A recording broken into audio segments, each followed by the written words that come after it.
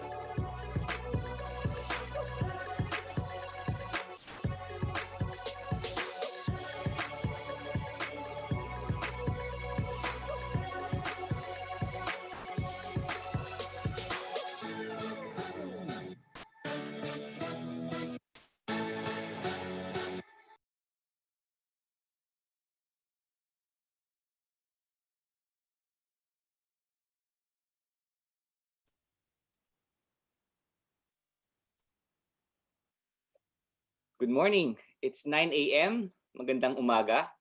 Welcome to the COVID-19 Monitoring Toolkit, Unlocking FASSSTER, the science behind the FASSSTER platform. Today is the last of the 3-day series where we will listen to the science and math behind the analytical tools that have been developed by the FASSSTER team since the disease surveillance platform was revived last March 2020. I'd like to remind everyone that at the end of the session, please don't forget to accomplish and submit the evaluation forms that will be shared to you. Keep your cameras closed and your mics muted during 90% of the presentation. No? But later we'll have a photo opportunity at the end of the event. A conference kit is being prepared, which will contain the shared presentations as well as a document containing answers to all your questions from the audience, even from the past days. No? This will be shared to all participants after today. Feel free to type in your questions in the chat box. We have a very tight schedule today, so we'll not have the usual 5-minute break, tuloy-tuloy. And if there is no more time for Q&A, we assure you that we will provide a document with the responses to all your inquiries. Thank you for your understanding. Today is the last day of the 3-day webinar series entitled Unlocking FASSSTER. We begin today's session with welcome remarks from Dr. Maria Luz Vilches, the Vice President of the Loyola Schools, Ateneo de Manila University. Good morning. Good morning, everyone. I'd like to welcome everyone. I understand that this is the 3rd day of the webinar, and I'm sure that everybody has been busy discussing the different aspects related to FASSSTER. But first of all, I would like to greet our special guests. We have, I understand, Undersecretary Rosette Vergeire of the Department of Health. And perhaps already present here now are the following: our DOST Secretary Fortunato de la Peña, Undersecretary Rowena Guevara of the Department of Health, Director Jaime Montoya of the Philippine Council for Health Research and Development, Director Enrique Tayag of the Knowledge Management Information Technology Services at the Bureau of the Department of Health, and Father Bobby. I think he's still at another meeting. I'm sure he's going to come and join this webinar later on. Dr. Banjo Bautista, Dr. Rina Estuar and her FASSSTER team, members of the DILG, members of the Philippine National Police, members of our government agencies, members of our academic institutions and communities from all over the Philippines, Luzon, Visayas, and Mindanao, and members of the Ateneo community, good morning. This is a very auspicious time to be talking about FASSSTER, and especially we're talking about the science behind FASSSTER. It's interesting because behind the science are also people, and we celebrate both the science and the people behind the science. It is a science that has departed from the lab. It is a science that makes relevant and very timely application in our greater society. It is a science that creates links in a more interdisciplinary way with other disciplines, like what the impact of that science or the impact of FASSSTER is on economy, on health, and especially what you're going to talk about today will be closer to our own experience on a day-to-day basis. We know with bated breath, we always look at numbers every day. In this pandemic, we look at that graph, that line which will sort of flatten. It's not flattened yet. So we look at numbers about how many have been contaminated, how many lives have been claimed, how many thankfully have been revived from stricken, were stricken with the virus. So every day we struggle through, like we trek on a journey that is quite uncharted, but we gain a lot of hope because of the people behind a lot of initiatives that and that we talk about today, FASSTER.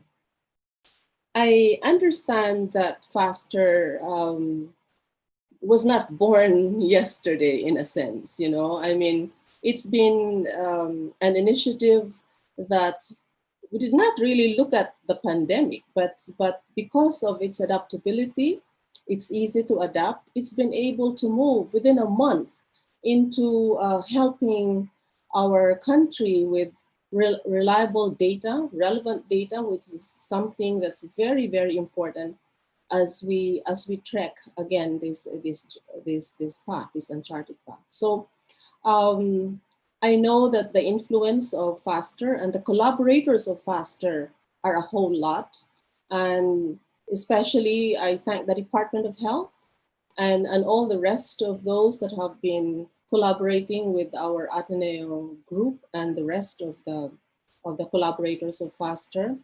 I'd like to publicly say I commend the work of Dr. Rina Estuar and her team. And I'd like to say that the Loyola schools, the Ateneo de Manila University, is in full support of what they're doing. The people behind FASSTER are doing just everything that they can with nothing, to expect in return. That they just plod along. And I think this is they plod along, not just among themselves, but also among those who have collaborated in the public sector in our government, and especially the Department of Health. And I think this is in line with the Ignatian tradition, in line with the spirit, the inspiration of the spirit of St. Ignatius of Loyola, that we say 1 foot raised all the time, to be ready for service. And I think that's also what we celebrate today: science, collaboration, and the common good. The common good is more important than anything else that what we need to do, especially at this time when we really need to get together as a people, as a community, as a nation. And I'm very happy that this is what's happening. And I think we can very well say, and I like what it says, that faster than COVID-19. So we would like to strive to say nothing is faster than faster than COVID-19. So I hope that you will enjoy today's discussions, and because these are very much closer to our heart, and I hope that we continue to raise the hope of our people and the courage to move forward, even in this pandemic. We will try to fight this pandemic through a lot of efforts like FASSTER. So thank you for this, and thank you for the experience of getting a big community together for the common good of our country. So congratulations, the team, and congratulations also to the collaborators. Have a good morning. Thank you, and good morning to you too, Dr. Vilches. Thank you for the welcome remarks. Let me now call on our moderator for the first session of the morning, Dr. Elvi de Lara Tuprio. The spotlight is yours to introduce or to start the first session of today. Good morning. Good morning. Thank you, Andre. Good morning, everyone. Allow me to introduce our guest speaker who will open today's session. Dr. Maria Rosario Singh Vergeire is the current OIC Undersecretary for Health Regulation Team and the official spokesperson of the Department of Health. She also leads the department's COVID-19 Surveillance and Quick Action Unit, which is an ad hoc unit that ensures complete, accurate, and timely reporting of data related to COVID-19. She was previously the Assistant Secretary in charge of the Public Health Services team. She also acted as OIC Deputy Director General for Field Regulatory Operations Office of the Food and Drug Administration, Office Director of the Health Facilities and Services Regulatory Bureau, and Chief of the Health Research Division of the Health Policy Development and Planning Bureau. Undersecretary Vergeire has committed decades to public service, having worked in Marikina City's health office before joining the Department of Health in 2007. Aside from public service, she is also committed to nurturing our soon-to-be public health leaders by serving as faculty member of the Development Academy of the Philippines and part-time faculty of the Ateneo School of Government. So we would like to welcome Usec Vergeire. Good morning, ma'am. Good morning, ma'am. Thank you very much for that introduction. Maraming salamat po. Magandang umaga po sa inyong lahat. Good morning po to Dr. Vilches, our Department of Science and Technology Secretary, Boy de la Peña, DOST Undersecretary, Rowena Guevara, PCHRD Executive Director, Jimmy Montoya, and of course, I have with me our Undersecretary who convenes the Sub-Technical Working Group for Data Analytics and works with the FASSTER team, Usec Lilibeth David. And I like to make mention and recognize all the efforts of the FASSTER team headed by Dr. Rina Estuar. Maraming salamat po with this collaboration with DOH. So for today, we are going to present to you how we collect data and how we validate the data. This has been very controversial since the start of this response, because a lot were trying to question the numbers that we are trying to report every day. So hopefully after my presentation, we will be able to bring forth this process, and everybody will be able to understand how we collect our data and eventually validate them. So this is the third day of the forum, and we will be discussing the use of data in the FASSTER platform for surveillance and contact tracing. I would also like to recognize my deputy to our Surveillance and Quick Action Unit, Dr. Nika Hao. So this team was established, created by the Secretary as an ad hoc team so that we can be able to manage data, and we will be able to give complete, timely, and accurate data to everybody. Next slide, please. In this next slide, we will see our patient and data flow for COVID-19. Now, this is the ideal. This diagram will show that the patient first seeks consult at any disease reporting unit. The disease reporting unit may be a health facility, a primary care facility, a local government unit, a laboratory, a swabbing facility, where the patient will go and seek consult. The disease reporting unit inputs this patient data as filled out in the case investigation forms into COVID Kaya or any information system that links with COVID Kaya, such as the now introduced COVID-19 data repository system, which is the CDRS. If a patient undergoes testing, the specimen is sent to the laboratory for processing with a completed case investigation form or its digital counterpart. Along with sending the results to the patients and the disease reporting units, the laboratory then inputs the negative and the positive laboratory results to the COVID-19 data repository system, which allows batch uploading of data and test results.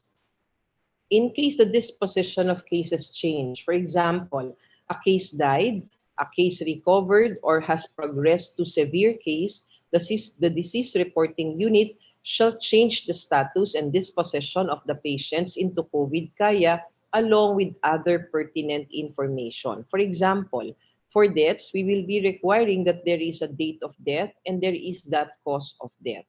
Second, for recoveries, we will be requiring that there is that date where they have tagged or when they have tagged that individual as recovered already. And for admission or transfer to a facility, the date of admission to that facility.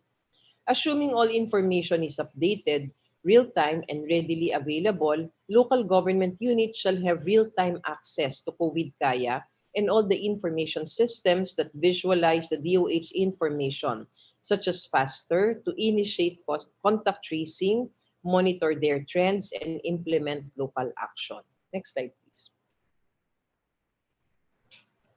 To manage these issues, DOH has embarked on many initiatives already to improve data quality, summarized into this slide.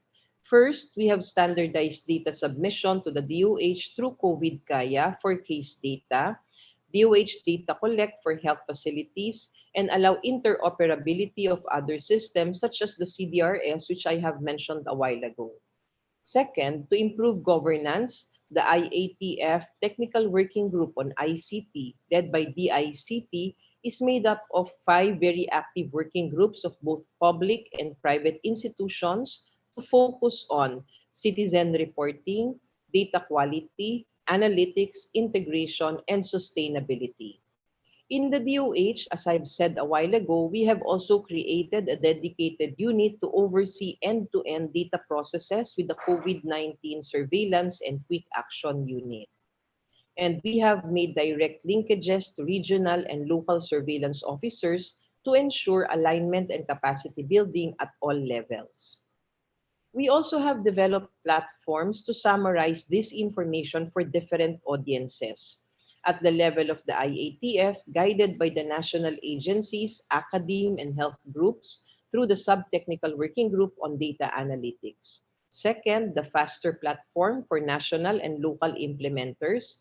And the third is the public tracker and the data drop at the DOH website. Next slide, please. So this next slide would show us the overview of our data quality initiatives. First, for compliance, we had been actively promoting the use of COVID Kaya and linking with other information systems. Now we have increased users for COVID Kaya. Second, we assist in the encoding of the case investigation forms at the central office. We also have deployed encoders into these different disease reporting units already to support them in the encoding of these case investigation forms to be uploaded in the COVID Kaya system. Third, we monitor completeness and quality of submissions and call attention to those not submitting. Recently, the department plus the Department of Justice plus the Office of the Cabinet Secretary has issued a letter to all of the disease reporting units for strict compliance into the submission, timely submission of complete and accurate data. For accuracy, we do daily reconciliation with the manual or Excel patient list of local government units, including validation of cases found with regional offices. We also have automated processes from cleaning to the duplication to analysis to avoid further errors. Any errors found and corrected are immediately reflected in succeeding reports in our commitment to transparency to the people. Next slide, please. For completeness, we are updating our case investigation form to be more user-friendly to our implementers. We now have this draft and it is just being finalized and for approval of our DOH Execom so that it's going to be user-friendly. There would be major fields that has to be filled out for contact tracing and for further analysis. We validate and fill out missing values from other information sources available and do statistical imputations for missing values to guide analysis. For timeliness, we do time-based adjustments to correct for non-updating of health status in the system, such as what we have done for recoveries. So if you would take note, we have announced recoveries for these past weeks where we have been able to apply this time-based tagging for recoveries, and we were able to provide or add at least about more than 40,000 recoveries already. All of these are guided by end-user feedback and preferences, which we use to guide all our system and process improvements. Next slide, please. For the validation and cleaning process, at the DOH, the validation and cleaning process for daily reporting takes approximately 24 hours. I just like to inform everybody that it has been long already that we do not have any validation backlogs because every time the line list or the data is submitted to DOH, we immediately validate and clean and do the process, complete the process within 24 hours, and the next day we already report it. So there are no validation backlogs anymore with our data systems. So data is extracted every 12 o'clock noon every day. It is extracted from COVID Kaya. This data undergoes pre-processing which puts the information through various checks, cleaning, and generation of proxies. When you generate proxies, for example, there are no onsets of illness, so we have to assign proxies like the date of swabbing. So this is the time that we do this kind of process. The duplication is done next through both automation with codes and manually for ambiguous entries needing further verification. During post-processing, validated values are updated and proxy values included for the final dataset. Final cleaning is done prior to the release of the information to the public through official reported numbers and the public dataset included in the data drop. The Philippines is one of the few countries in the world who commit to provide an open dataset on a daily basis to the public. Some give only totals or give line lists to the public on less frequent intervals such as weekly or monthly. All of the actions that we have done and are continuing to improve on are all because we take our commitment to data transparency seriously. Next slide, please. This is the last of my slide. After this talk, you will listen to the next presentations on the use of the information for quick local action through surveillance and contact tracing. We hope that this overview of the process from collection, management, analysis, and release of data will help you appreciate the context of the numbers better to further guide what action must be done as you go through the models and visualizations available in the FASSTER platform. So this is from data collection to data analytics, and the objective is timely action at all levels. That's why we are undertaking all of these processes. And with that, I like to say good morning again to all of you, and thank you very much for this opportunity to share our processes to all of you. Maraming salamat po. Thank you so much, ma'am. Thank you so much, Usec, for accommodating our request to open today's session in spite of your very busy schedule. Thank you also for accepting the invitation to share your expertise to our public health leaders. We truly appreciate it, ma'am. Thank you so much po. Good morning, ma'am. Okay, we will now have the last two presentations in unlocking the FASSTER model. And then we will proceed to the second level as we unlock the engine, how the models come to life in FASSTER. I'll now introduce the first model presenter in today's session. Lian Franz Yao is an incoming doctoral student at Nara Institute of Science and Technology in Japan, where his research will focus on the use of natural language processing for electronic medical records. He obtained his undergraduate degree in applied mathematics with specialization in mathematical finance from Ateneo de Manila University in 2016. And then finished his master's degree for the same program the year after. He has been a faculty member of the Ateneo Mathematics Department since 2017, during which time he started working as a research proponent for the Community Welfare, Wellness, and Wellbeing Laboratory, or CW3 Lab. Currently, he works as a technical consultant for the FASSTER project and continues his work at the CW3 Lab. Let us listen to Lian's presentation entitled Identifying Barangay Hotspots Using the Spatial Autocorrelation of Infection Rates. Welcome, Lian. The floor is now yours.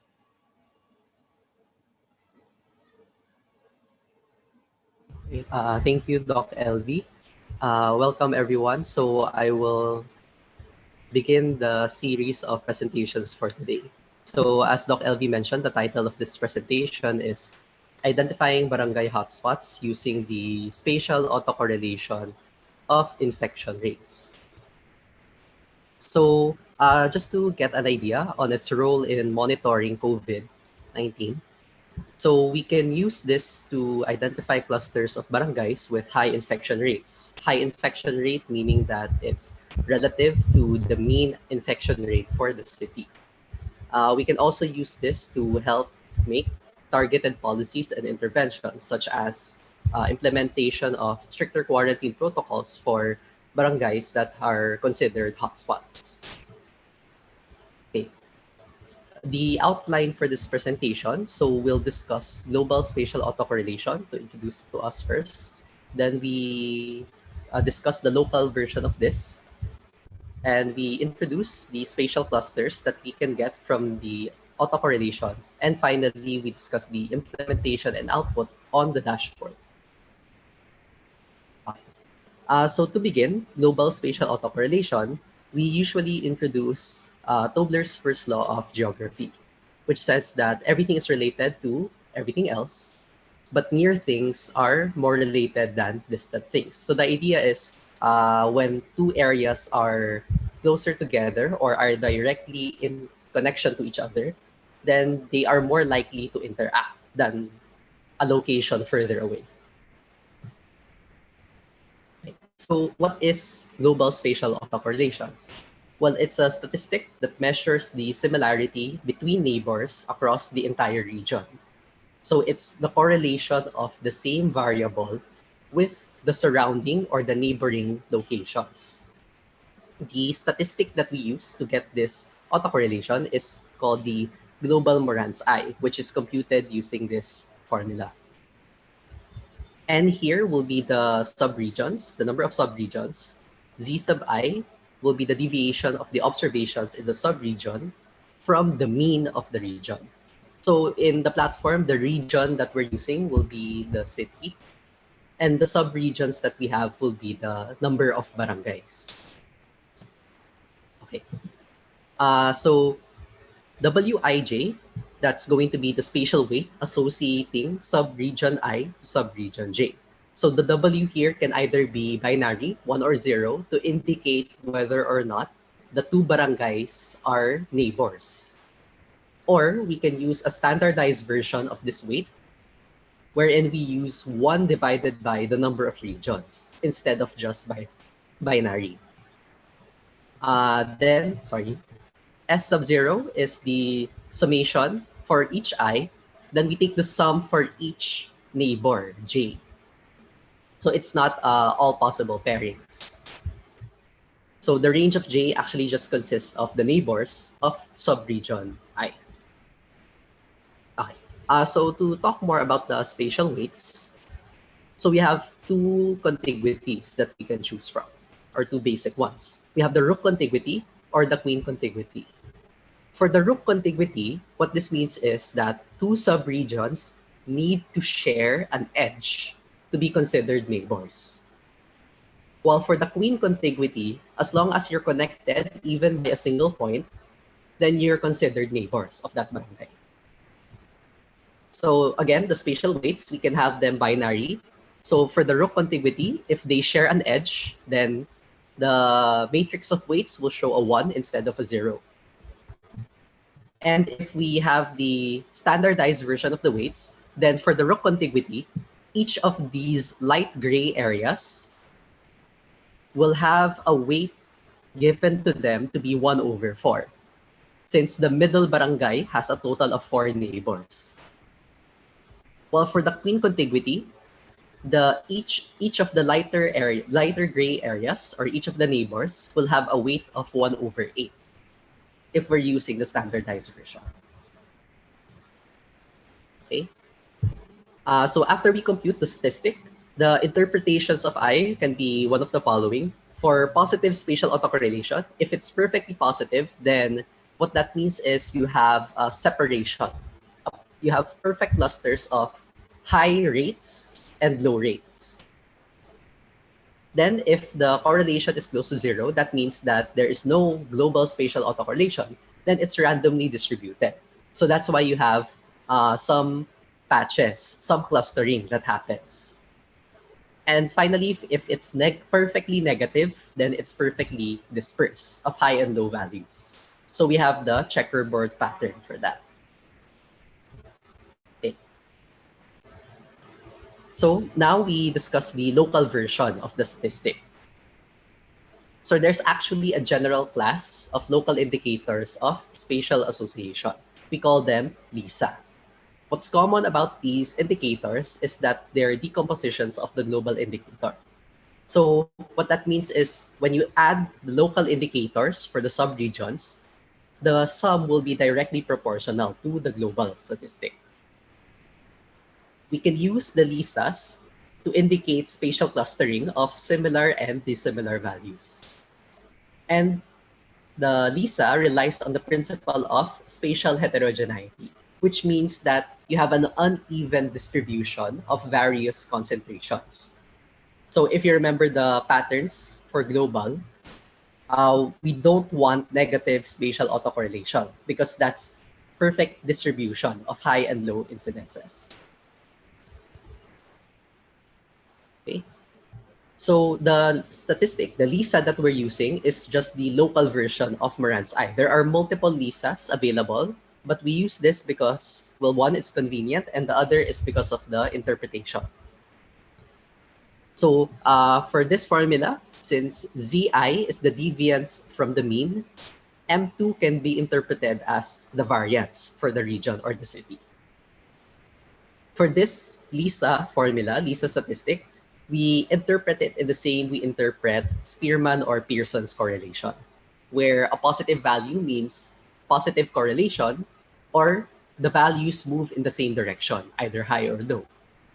While a negative value for local Moran's I means that you're negatively correlated, wherein you move in opposite directions. Now, we can use the LISA to identify the spatial clusters. So subregions with statistically significant LISAs can be classified into one of four spatial associations. So if it's positive, then we have similar values or clusters. It can either be high, hotspots, or low, cold spots. Next, if the LISA, the local Moran's I, is negative, then we have dissimilar values as the association. We have either high-low or low-high. So we can visualize this by making a plot.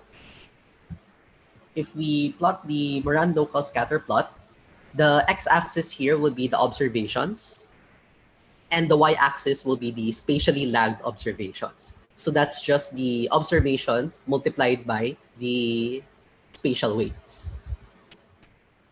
So what happens is you end up with this plot. And if you get the axis, it will actually divide it will divide this into four different quadrants. So the upper left and the upper right and lower left are those with positive correlation, while the upper left and the lower right are those with negative correlation. So the colored dots here are those subregions with statistically significant LISAs. So in order to determine statistical significance, there are two common ways to do so. One is to use p-values, and another is to use a rule of 2 standard deviations away, which is what's happening in this particular plot. So the reason that you have two choices is because there is no defined or determined distribution for the local Moran's I statistic.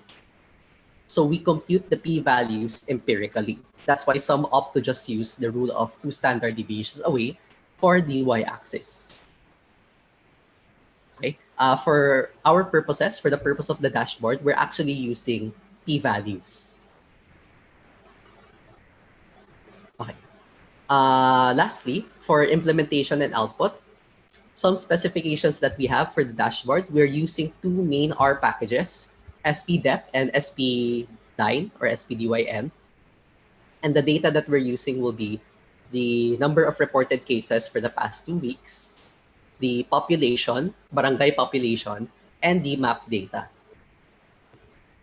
So instead of using the number of cases, we're actually going to use the infection rate, which is the number of infected divided by the population.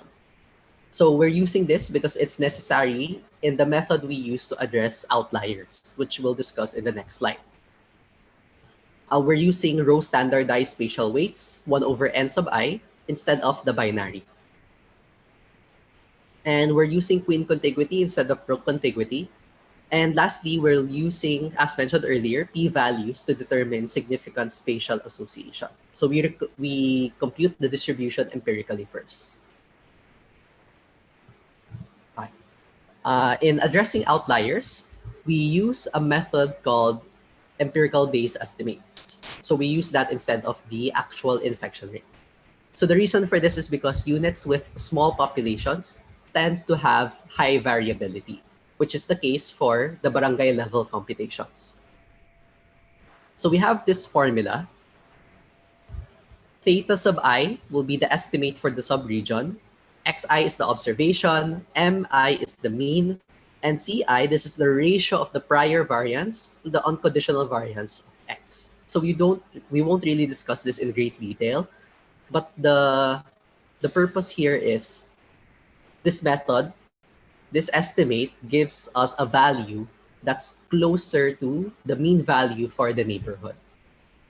So to visualize this effect, so we consider a particular barangay. So instead of using the infection rate for this barangay, we actually consider the infection rate of the neighborhood. Okay, so we're actually using the neighborhood values as an estimate for the barangay itself. By doing this, we're reducing the amount of variability by quote-unquote shrinking the values to the neighbor. Okay. So after doing that, after addressing outliers and computing for the statistics, we have outputs. So the output is going to be a map showing the significant spatial associations. We also show the map for the number of cases, and we include the computations for the attack rate in the pipeline. So the attack rate that we're computing is essentially the infection rate times 10,000. So instead of getting the number of infected per person, we get the number of infected per 10,000 people. So it just makes the infection rate easier to manage because the numbers can usually be very small, especially at a barangay level. So we do this over the 1 week period, 2 week period, using confirmed cases and also using active cases. So on the dashboard, the output looks like this. So we have a map, we have a legend to show you the 4 types of spatial association. We also have here the number of cases arranged from highest to lowest. And we have a tab here at the bottom left so that you can shift from a map of the clusters to a map of the number of cases. Also, if you hover over a particular region, which won't happen because this is just a screenshot, it will also show you the number of cases, the population, as well as other information that you may need in order to interpret properly. So what do these spatial associations mean? How do we interpret them? So the way we explain this to the LGUs is, for example, we consider the association of high. The first adjective, is pertaining to the barangay itself. While the second adjective is describing the neighborhood. Okay, so recall that we use the empirical base estimates instead of the infection rates. So what this is doing is, for a barangay classified as high, the first high, so this one, means that its neighborhood has a high infection rate relative to the city. Because again, we're shrinking towards the neighborhood. So first high means that the neighbors have high infection rates. And the second high means that, since we're still using empirical base, the neighborhood of the neighbors have high infection rates. So visualizing, this is what it's going to look like. So we're doing like 2 layers away. Okay. So the other positive spatial autocorrelation, we have low. So again, the first low means that the neighborhood has low infection rates. And the second low means that the neighborhood of the neighbors have low infection rates as well. And for the last 2, for the negatives, LISAs, high-low means that the neighbors have high infection rates. And low, the second low means that the neighborhood of the neighbors have low infection rates. And lastly, for low high, we have low neighborhood surrounded by high. And so on final remarks, the computation uses the infection rate and not the number of cases. So what that means is we can have barangays with a large number of cases, but because the population is even larger, the infection rate becomes low. That's why we also show a map for the number of cases. Similarly, we can have a barangay with, let's say, just one case, but because the population is small, then it can make the barangay have a high infection rate. So because of this, we also show the number of cases so that you can have a broader perspective on what's happening. Due to the smoothing of using empirical-based estimates, there may be counterintuitive results. So again, we're using the neighborhood instead of the barangay itself. So we may actually end up with a barangay classified as, for example, high, but actually have no reported cases.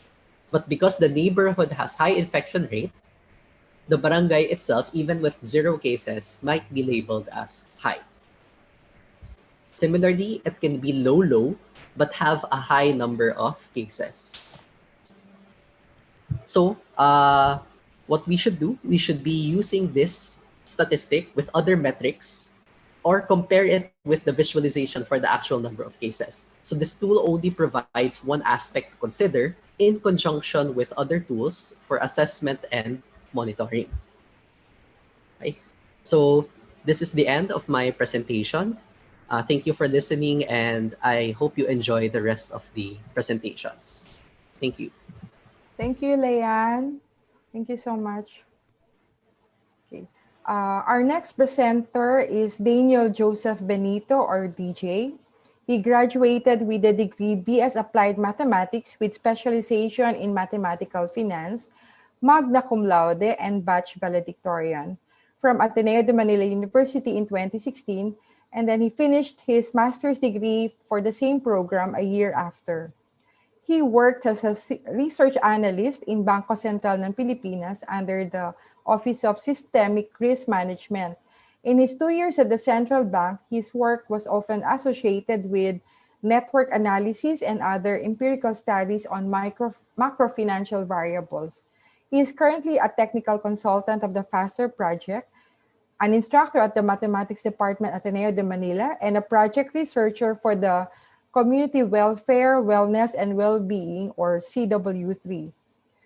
DJ is also engaged in some advocacy programs through his membership in non-government organizations like the Storytelling Project and Teach Peace, Build Peace Movement Incorporated. Let us now listen to DJ's presentation. Good morning, DJ. Good morning, Doc LV.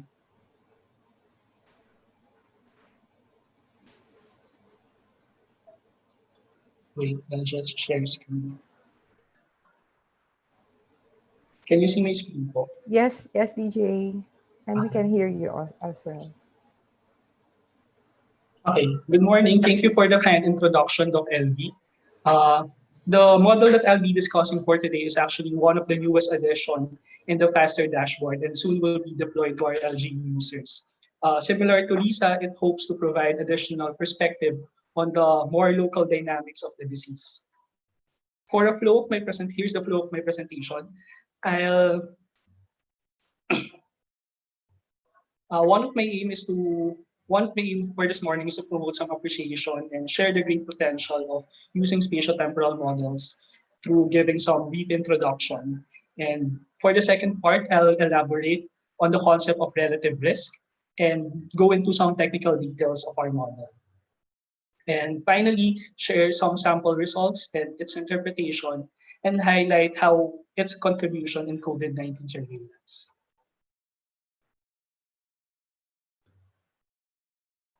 From the name itself, where we have spatial, which pertains to space, and temporal relating to time, this type of models arises from data collected across time and space. Just as quick story time, The idea of using geographic information in epidemiology can be traced back in the 19th century. During that time, cholera was one of the deadliest diseases in Britain, killing thousands of people. The community have believed that some kind of airborne poisonous exhalation is the cause of cholera deaths. However, this was not the belief of the physician John Snow. When he tried to plot the incidences, those black lines that you're seeing in the map, when he tried to plot the incidences, he noticed that most of the cases actually appear near a public water pump in Broad Street. And he actually suspected that it was uh, contaminated water from water pump and not bad air that is causing cholera. There was a struggle to believe his idea, but later on, out of frustration in trying to stop the disease, the local officials agreed to his suggestion to shut down the pump. And a few days later, they saw a big drop in the cases and they have saved more lives. This is perhaps one of the very first disease map and that was documented and well known. One takeaway from this story is to view disease transmission amid a larger context, amid the environment that is surrounding the community. Due to the advancement of available technology and techniques, we are able now to study a phenomenon in a given space over a period of time, as well as implement more robust models. At the core of spatial-temporal models is an attempt to understand space and time variations of case incidences, analysis of more granular distributions of disease burden, and explore relationship between environmental factors and case incidences. The figure on the right shows a spatial model for Rift Valley fever, and the model is trying to understand how ecological conditions such as rainfall and flooding is affected the distribution of mosquitoes that is affecting the RVF. Understanding this type of patterns is crucial in trying to mitigate, is crucial to identify strategies to mitigate further the spread of diseases. With the rise of COVID-19 around the world, the spatial-temporal analysis has also been considered in some other countries. Here's a case in point in Spain. The map above shows the case predictions using your spatial-temporal models. And more importantly, they tried to study the relationship between the relative risk of the disease and the temperature. If you recall, at the start of the pandemic, there was a belief that weather condition is affecting the spread of the virus. But this paper is trying to show that there is no clear evidence between the relative risk of the disease and the temperature, as shown in the graph, wherein 0 is in the credible interval for most levels of the temperature. In our context for the FASSTER, the motivation to create a Bayesian spatial-temporal model arises from the need for tools understanding the spread of the disease at a more granular level, particularly the barangay level.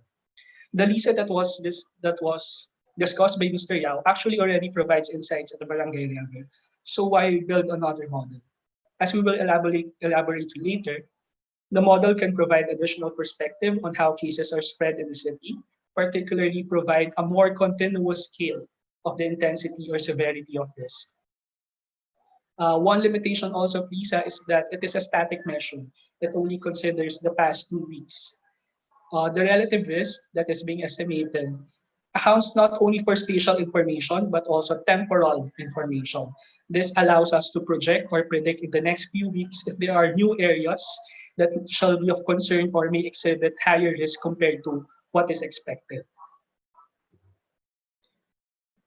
Now we'll go to some technical details of the model. To understand relative risk, it might be good to discuss a related idea, which is the standardized incidence ratio. It is the ratio of the confirmed cases and the expected case.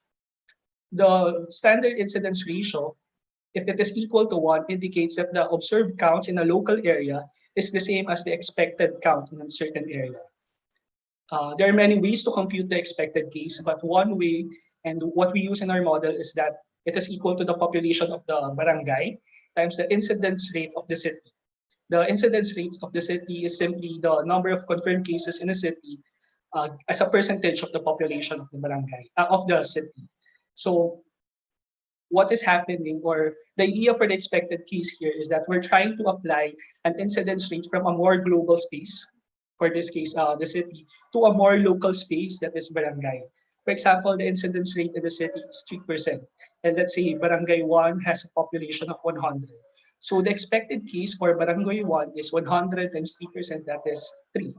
So to take the example further, let's say that the actual case is 6. So we have 6 for C, then 3 for E. So 6 divided by 3, so that's 2. It indicates that for that barangay, the observed counts is twice that than what is expected. Some remarks.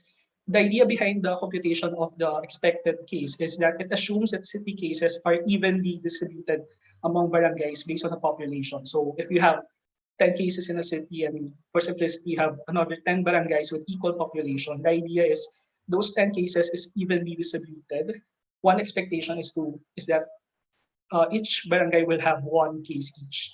Although in reality, we know that this is unlikely and one barangay will probably have more than one case and 0 maybe for the others. So SIR actually provides an extent to know how heterogeneous or the variation in the case incidences or the severity of a certain disease in a local area. Just a note, there are many ways to compute the expected case. In other literature, it uses age and sex distribution, but due to data limitation, we simplified it to the equation we shared a while ago. In the map, a higher SIR indicates a darker color of red indicates a higher level of SIR. However, there are some concerns with using SIR. First is sample variability. This is also a similar concern if we will just try to look at actual counts of cases. The actual counts of cases, or the C, is based on the sample diagnosed or tested that may not represent well the population.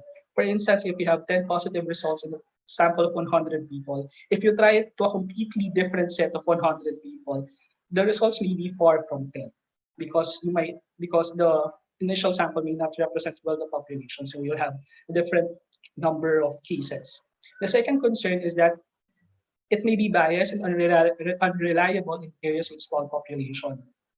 For example, in the map to the right, some areas may have a darker shade of red, not because of higher number of cases, but simply they have significantly lower number of population, which affects the expected case.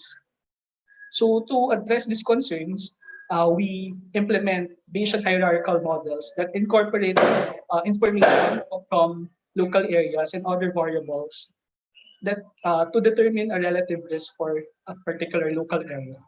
One way to view the relative risk is that it's like an adjusted or smoothened SIR. And the way to interpret this is if the relative risk or the mu is greater than 1, then the relative risk of that barangay is greater than the average risk in the standard population, which means that the officials or policymakers may need to consider a closer monitoring for these barangays with higher average risk, with a higher relative risk.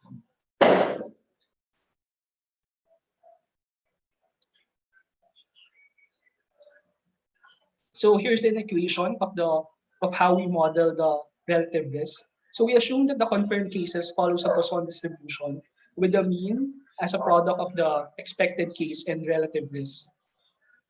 If the relative risk, the mu, is close to 1, we expect the mean to be close to the expected case, or the E.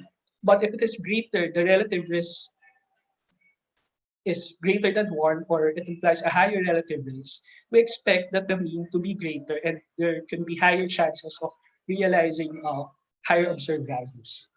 The log risk of the relative risk is identified to be affected by some fixed effects and some random effects. Limitation of our model, since we're trying to consider a more granular level to the barangay, is data limitation to consider other covariates that might be affecting relative risk. As of the moment, the covariate that we have considered is the population density of the barangay. So one distinct aspect of Bayesian's hierarchical models is it can capture random effects. One is the spatial effect. which suggests that if this is greater than 0, then the barangay R has a higher risk compared to other surrounding barangay after controlling for covariates. For this case, we assume a Vergeire non-specification. Then for the random effects, we have tau sub t, which pertains to a structured temporal effect, which follows a random walk process. We also have some unstructured temporal effect that may not be captured by the trend that is general trend that is being captured by the structured temporal effect. Then we also considered a space-time interaction effect. One way to view this random effect is that the sum of the structured temporal effect and the unstructured temporal effect captures the citywide temporal effect. This is true for all of the barangays. As you can see, there is no subscript of R. Meanwhile, to capture the barangay-specific temporal effect, we have the space-time interaction. It can be that the trend in the city is quite the same. There is no remarkable increase or decrease in the relative risk, but some particular barangay might have increasing relative risk. So that is being trying to be captured by the space-time interaction effect. And one also note from this model is that uh, each of the term has an underlying process of its own that is being modeled. So here's just an overview of the implementation that we're using. What I want to highlight here is that we're trying, in the estimation, we used RNA. It utilizes, again, a Bayesian approach. And one concern with Bayesian approach is that it is computationally expensive, but RNA is computationally efficient than a common method, which is the Markov chain, Monte Carlo Markov chain. And you may refer to this reading if you want to know more about this powerful tool. So for the model selection, we considered the deviance information criterion and widely applicable Bayesian information criterion, WAIC. Both of these are measures of good fit, and they consider some penalty for complexity. We want a lower DIC, WAIC, because it suggests a better fit. For the model validation, we considered the correlations of the actual data and the predicted case, and we consider the performance of the model with respect to some baseline models like a zero model or a mean model. And finally, we have considered also exceedance curve. The curve shows how often does the data exceed or prediction, how does the data exceed or prediction or estimates given a confidence level. In the context of stochastic models, what we want is that the data will not always exceed the prediction. So for the last part, so we present some model results and go back to how can this contribute to COVID-19 surveillance. Here's a sample map of the relative risk. A darker color implies a higher level of risk or higher incidence than what is expected. Another quantity that can be mapped instead of the actual levels of the relative risk is to consider what most literature call exceedance probabilities. Note that since we're using a Bayesian approach, in contrast to usual frequencies framework where we obtain a point estimate for a given parameter, using Bayesian approaches provides us an estimate of a posterior distribution of the parameter of interest. One advantage of this is that it allows us to ask questions like, what is the probability that the relative risk of a certain barangay is greater than some threshold?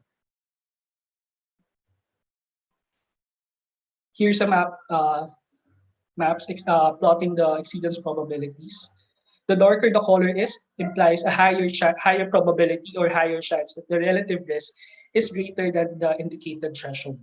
In the first map, from the left, shows the probability that the relative risk is greater than the average risk in the city.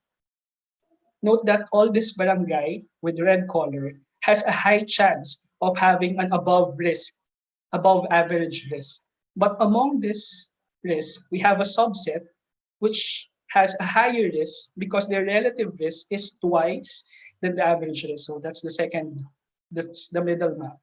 But among this higher risk barangays, we have a further subset, which has a relative risk that is thrice than the average risk.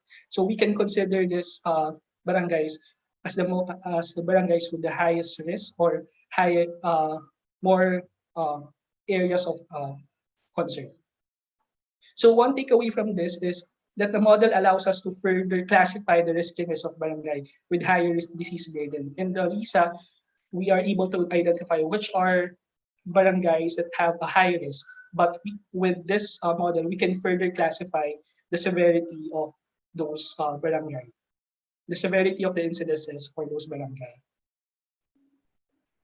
So finally, just to summarize how this can contribute to the monitoring of COVID-19, since the model incorporates temporal information, it can help in determining the current and emerging local areas with unexpectedly high incidences. As you can see, highlight on the idea of emerging, we can see a slider in the screen below to see the temporal variation. If there are areas of concern that was initially not a concern, but as time progresses, it eventually became an area of concern.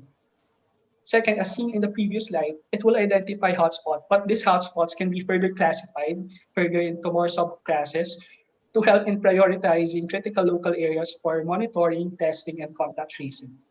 And finally, it will help us identify other factors that can be shaping the transmission. And this can actually vary from various cities. The current model has a very limited covariance included, but this does not stop the user of the model to ask or figure out among this among these barangays that was identified to have an average above average risk, what is the common characteristics that can be seen among these flag areas? There's so much things to be learned or to be understood for COVID. And at the end of the day, this is the tools that we are providing is just a guide. But still, it is up to the users to generate more insightful insights from these models. And maybe to end, similar to the story of the cholera and John's flu, it might be interesting to ask, what could be the public water pump for today? What is our public water pump that must be shut down to stop COVID-19 from causing more damages to our lives? And with that, thank you for listening. We look forward to your questions. Thank you. Thank You you may so email much. me for more questions or comments. Thank you. Okay. Thank you so much, DJ. That was very informative. So that ends the first session of today's webinar. Andre? Good morning. Thank you for that. And thank you to the speakers of the first session of the morning.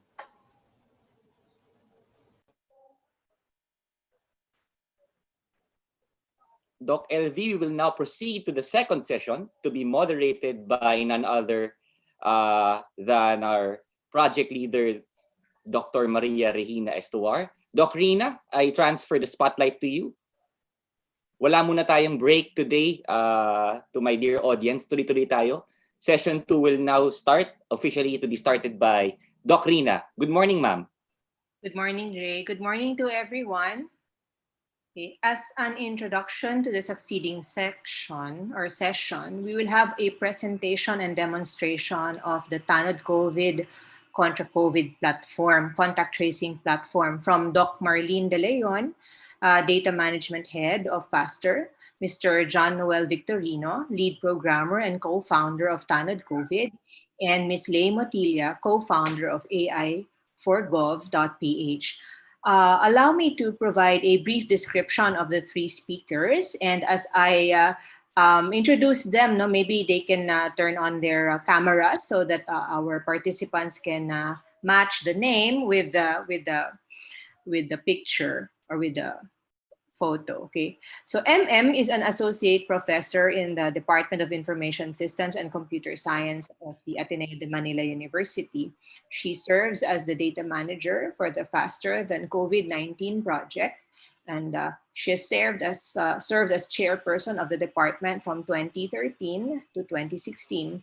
Currently, she heads the data collection and metrics function of the Loyola School's Quality Assurance Office. Good morning, Em.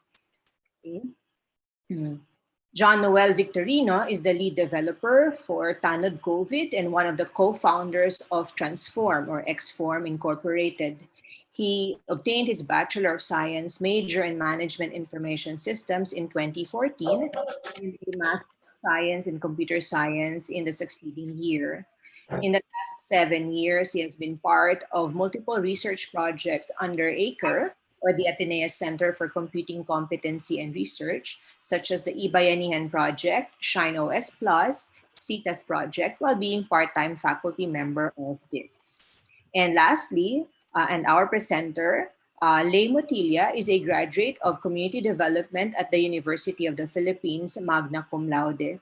She also studied social entrepreneurship at the University of Connecticut as an academic fellow. Lei has 6 years of experience working in the public sector, focused on social development, and spearheaded a regional 21st Century Skills program powered by the National Youth Council of Singapore. Lei is the co-founder of AI for Gov, a government tech startup that helps local governments improve service delivery and promote citizen participation. Okay, contact tracing is now the key to increase our health capacity, detecting at the onset of the symptom to isolation. Our goal is to increase that. No? We're also aware that with a variety of systems, seamless and painless integration is the key. Let us listen to Lei as she presents our story of integration from Tanod-Covid contra COVID to Tanod contra COVID. Good morning, Lei. Good morning, Doc Rina. Good morning, everyone. Salamat po. Ayan. So let me share my screen.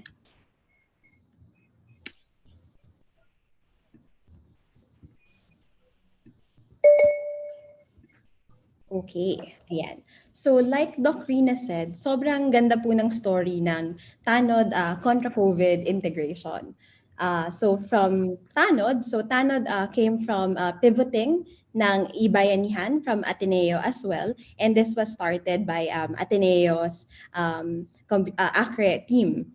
And then, of course, with the support of Globe Telecoms. So while that part is developing together with DOH, PHCRD, on another hand naman po, at the similar time frame, mga March to April, nagde-develop din yung team ng Kontra COVID na nagpo-focus noon with chatbots, working naman with DOH, HPCS, and DOH KMITS. So habang nagde-develop yung isang team from PHCRD and EB, meron din isang team na nagde-develop in parallel. And then after a few months, I think that was June, sa halos June na, nagkita na yung dalawang team in a pilot site sa Quezon City. And then when we presented together, dun na po nagkaroon ng aha moment na, why don't we integrate these systems and then mag-streamline yon sa LGU. So yun po yung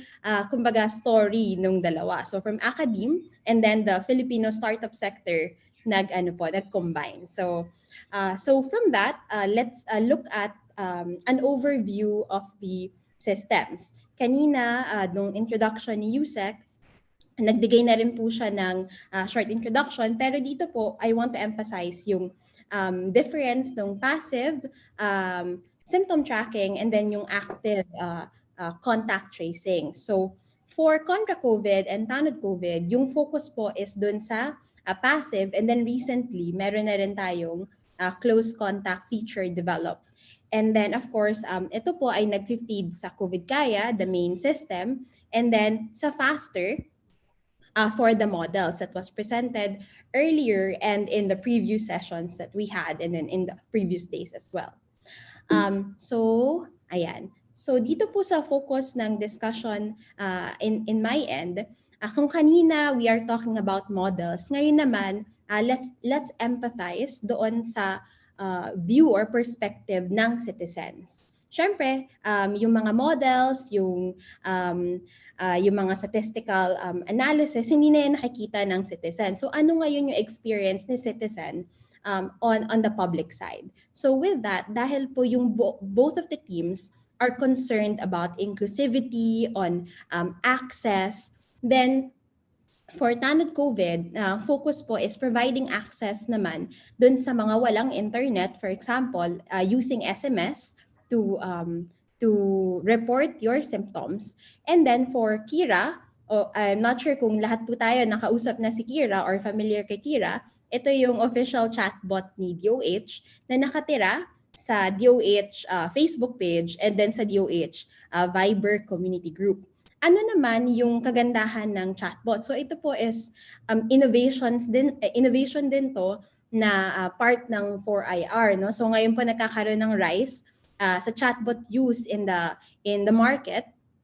And then ang maganda po dito, 65 million users, active users per month ang nag-e-exist sa na chatbot user. So therefore, nagiging proven channel siya for accessibility sa mga tao, especially for Filipinos.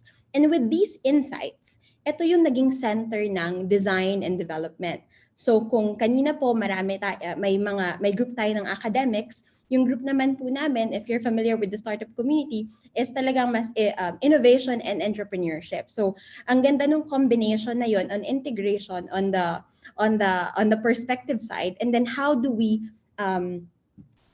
make that into design and into products that would actually bridge the gap between local citizens and their local governments and the national government. So yun yung pinaka-framing natin dito. The best way po to show you how it is by watching this video in practice. Yan. Meron ka bang nararamdaman pero di ka sure kung ito ba ay sintomas na ng COVID-19? Don't worry dahil andito na si Kira at ang Tanod-Covid na maaaring gamitin ng mga taga-Carmona para mag-self-assessment. Di na kailangan pa na lumabas ng bahay dahil gamit lang ang inyong cellphone o computer, pwede lang makausap ang Kontra-Covid chatbot ng Department of Health na si Kira. Pwede siyang makausap sa pamamagitan ng Facebook Messenger, Viber, o direkta sa Kontra-Covid PH web app ng DOH. Pagbukas ng napili ninyong mode, pwede na kayong magpakonsulta kay Kira gamit ang self-check o self-assessment. Kung ang gamit mo ay Facebook Messenger, i-redirect ka nito sa web app ng Kontra-Covid PH ng DOH. Kung Viber naman ang gamit mo, may option ka at piliin lamang ang pumunta sa Kontra-Covid. Mas recommendable ang option na ito dahil mas mabilis ang pag-contact sa iyo ng Carmona Municipal Health Office kung sakali. Mag-agree sa policy ng DOH at sagutan ang self-assessment questions tungkol sa mild symptoms, severe symptoms, petsa ng onset of symptoms, vulnerabilities, at exposure. Maaari ka ding magpadala ng photos o videos na makakatulong sa mag-a-assist sa iyo na personnel ng Carmona Municipal Health Office. Required ding ilagay ang buong pangalan kasama ang birth year, kasarian, nationality, at mobile number. Siguraduhin ding tama ang ilalagay ninyong detalye sa region, province, municipality, at barangay upang mas mabilis ang pag-contact sa iyo ng Carmona MHO. Huwag mag-alala dahil ligtas ang inyong impormasyon kay Kira sa tulong na din ng Data Privacy Act of 2012. Pindutin ang Generate Result. Pagkatapos nito, lalabas na ang inyong consultation result mula kay Kira. Depende sa inyong result, maaari ka ring tawagan ng Carmona Municipal Health Office para sa follow-up consultations. Kung wala ka namang access sa internet, maaari mo ding i-report sa lokal na pamahalaan ang inyong nararamdaman gamit ang pagte-text sa pamamagitan ng Tanod-Covid. Mag-text lamang ng REG, space, inyong tirahan, bilang ng tao sa inyong bahay, katulad ng nakasaad sa halimbawa. I-send ito sa 215-85779 sa Globe at 225-655-779 sa Smart o Sun. Pagkatapos mag-register sa Tanod-Covid ay makakatanggap ka ng reply kung saan ikaw ay tatanungin kung ano-ano ang mga simptomas na iyong nararamdaman. Mag-reply sa pamamagitan ng pag-type ng REP, space, unang sintomas, pangalawang sintomas, pangatlong sintomas. Maaaring maglagay ng kahit ilang sintomas na iyong nararamdaman katulad ng makikita sa halimbawa. Kapag wala sa mga nasabing sintomas ang iyong nararamdaman, mag-reply lang ng OK. Free of service charge ang mga mensahe at ang reply sa serbisyo. Matatanggap ng lokal na pamahalaan ang inyong mga inireport at makikipag-ugnayan din sa iyo ang MHO depende sa result mo. O di ba? Madali lang ang pagkonsulta kina Kira at Tanod-Covid. Kung may nararamdaman ka at di ka sure kung COVID-19 na ito, si Kira at ang Tanod-Covid ay one click and text away lang. Ayun. So ito po ay care of the Municipality of Carmona na isa sa mga pilot sites natin and using Kira and Tanod-Covid. So yung team po nila ang laging kausap, parang subject experts and on the ground so that we can design the technologies ayon sa ano yung nagagamit din nila. Ayan. So, next naman po ipapakita ko sa inyo as ay emphasis naman on Tanod-Covid. So, ito pong number na to, itong globe users and non-globe users, possible na po to na nationwide. So, sa back-end po, ayan. Hello there. Ayan. So, sa back-end po, itong kapag ka-tinext natin kung saan tayo nakatira, halimbawa Quezon City or Davao City, madedetect na po yun sa system and then matcha-channel yung case na yun o yung report na yun sa respective LGU. So yun yung for Tanod-Covid. And then sa integration po na to, before, merong ibang platform, yung Tanod-Covid like Tugon PH, na doon natcha-channel yung mga reports ng citizens through the SMS. Pero dahil sa integration na to, naging isa na lang po yung platform for LGU verification. Bakit mahalaga yung LGU verification? Kasi syempre, kailangan may isa pa tayong form or processing na to verify na yung mga information na reported by citizens are real information. So hindi yung nagloloko lang na nag-report sa chat or sa web, pero meron tayong layer ng verification para maprotektahan din natin yung data quality na pumapasok sa COVID kaya na nagiging source naman po ng FASSTER. So yun yung emphasis on that. Isa pa pong backstory, kasi yan, maganda yung mga backstory natin, hindi lang actually Tanod at Kontra-Covid yung nag-combine early on. So March po, merong like 11 chatbot providers that went to DOH. And then in the end po, when the guidelines, etc. were presented, kumbaga, may mga natira. So isa po kami sa natira. Sorry, ayan.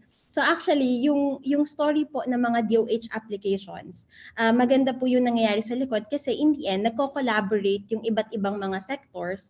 At ito pong chatbot, itong Tanod Kontra-Covid, these are all forms of integration na nakita natin throughout this COVID pandemic. So syempre, hindi yan lagi lumalabas headlines, pero for the people in this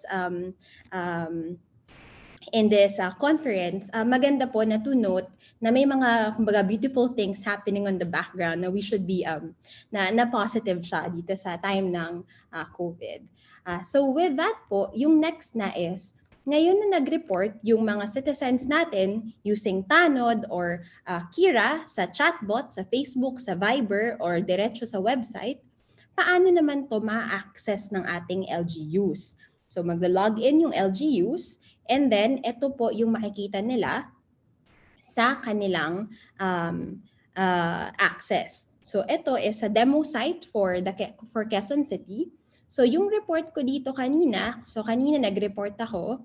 Ayan, so fill-upan ko yung information. Actually, very detailed na po to kasi guided siya ng HPCS mismo, ng DOH.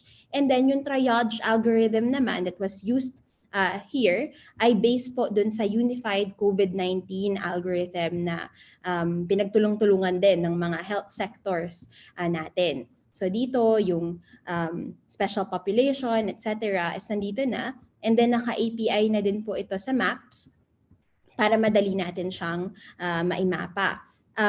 Sa experience po, yung citizens, ina-attach na rin dito minsan nila yung lab results nila or videos of themselves trying to consult their local health units kung totoo yung nararamdaman ko ba ay COVID. So para siyang a little bit of manual na nga din na consultation na by attachment. Ayan. So yun po yung features nito. And then Yung information po dito ay standard din sa CIF for interoperability and then generate result. So yung nag-generate po ako ng result kanina before this, na yun na po yung pumasok dito sa ating table. Ayun. So ito po yung sample ng triage result na yun nga po, yung basis niya is guided then by the doctors of DOH. Again, this is provisional. And then dito po makikita na rin natin yung mga advice, hotlines, iba pang mga telemedicine services aside from the DOH1, accredited hospitals, etc. And then dito po yan papasok sa LGU portal. Dito may notifications tayo. Ito yung report ko this morning lang. 9 o'clock. And then kapag binuksan po natin yun, lalabas itong kumbaga case management form. Ito ako, si Juanita de la Cruz, and then address, etc. Habang pong nag-i-interview, kunwari, tinawagan ko na si citizen, ako yung LGU, pwede ko na po siyang fill upan diretso para to confirm kung tama ba yung pangalan, tama ba yung birthday, etc. Symptoms, dito na rin. So the way that we designed it is easy for the user kahit na mobile phone yung gamit niya kasi nakita natin yung traffic na nanggagaling dito sa site natin and 67% are mobile users. So the way that we designed the mobile view of the system is super mobile friendly, mobile first design na yung ginawa namin kaya talagang click lang, select para din hindi mahirapan ang ating encoders or LGU verifiers, severe symptoms, etc. And then dito rin po lumalabas kapag may mga file attachments. Next is vulnerabilities. Elderly ba siya, high-risk pregnancy, anong klase, ano yung type of illness niya, health worker ba siya, etc. Travel and exposure. Exposure by residence, and then you can also map na po dito. Ayan, so naka-API din siya for mapping. Exposure by travel, let's say galing ka international. Ayan, so dito na rin pwedeng mailagay.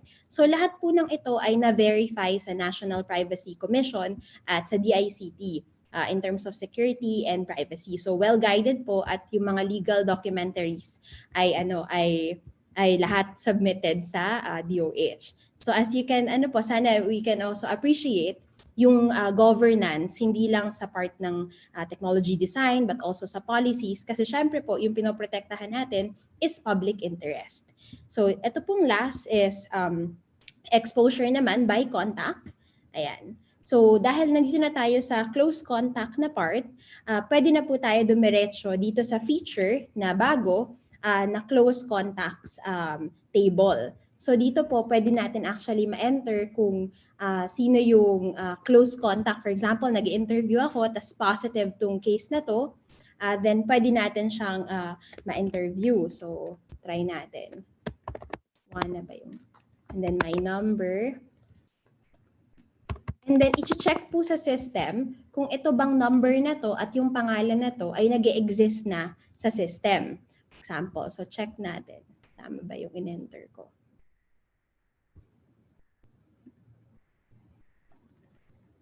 Ayun. Ayan.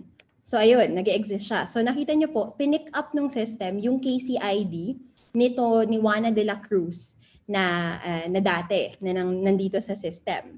So kapag clinic ko siya, ito na yung case naman. Nung clinic ko yung KCID, lumabas naman yung case ni Juana de la Cruz. So yun po yung, so in that way po, kaya idugtong ng system yung iba't ibang close contacts within the table. So alam naman natin na policy-wise, diba, for each person, dapat may 37 na kinontact. And then let's say, etong 37 na to, na-list down na natin dito sa close contact table, powered na din to yung API ng Tanod. If we just click this, send SMS, yun, papasok na, ikakopy niya lahat ng contact numbers dito, and then actually pwede nang i-bulk send nung LGU, hindi na kailangan isa-isahin lahat na, hello, parang ikaw ay discovered close contact. Agad-agad mag-isolate at punan mo itong ECIF form na to para makuha agad, ma-pick up ng system yung kanyang information. So in that sense po, nagiging efficient yung ating encoding, re-encoding, and then verification. And then, mag-antay ka for your referral sa swab test or ayun po. Kapag ka itong si citizen, nag-fill up ulit siya dito sa triage, dahil natanggap niya yung text message na yun galing sa LGU, kapag ka sinave close contacts po ulit natin, mapipick up ulit siya dito sa system, katulad po nung ginawa natin kanina na demonstration. So, yun po yung, kumbaga, natutunan natin to dahil din po sa request ng Quezon City. So, as we listen sa needs ng people on the field, we're also iterating the technologies that we have. Nakailang iteration na po itong Tanod-Covid to serve our frontliners. So after po nun, pwede na rin natin ma-fill up dito yung treatment, testing, internal case monitoring for the LGU.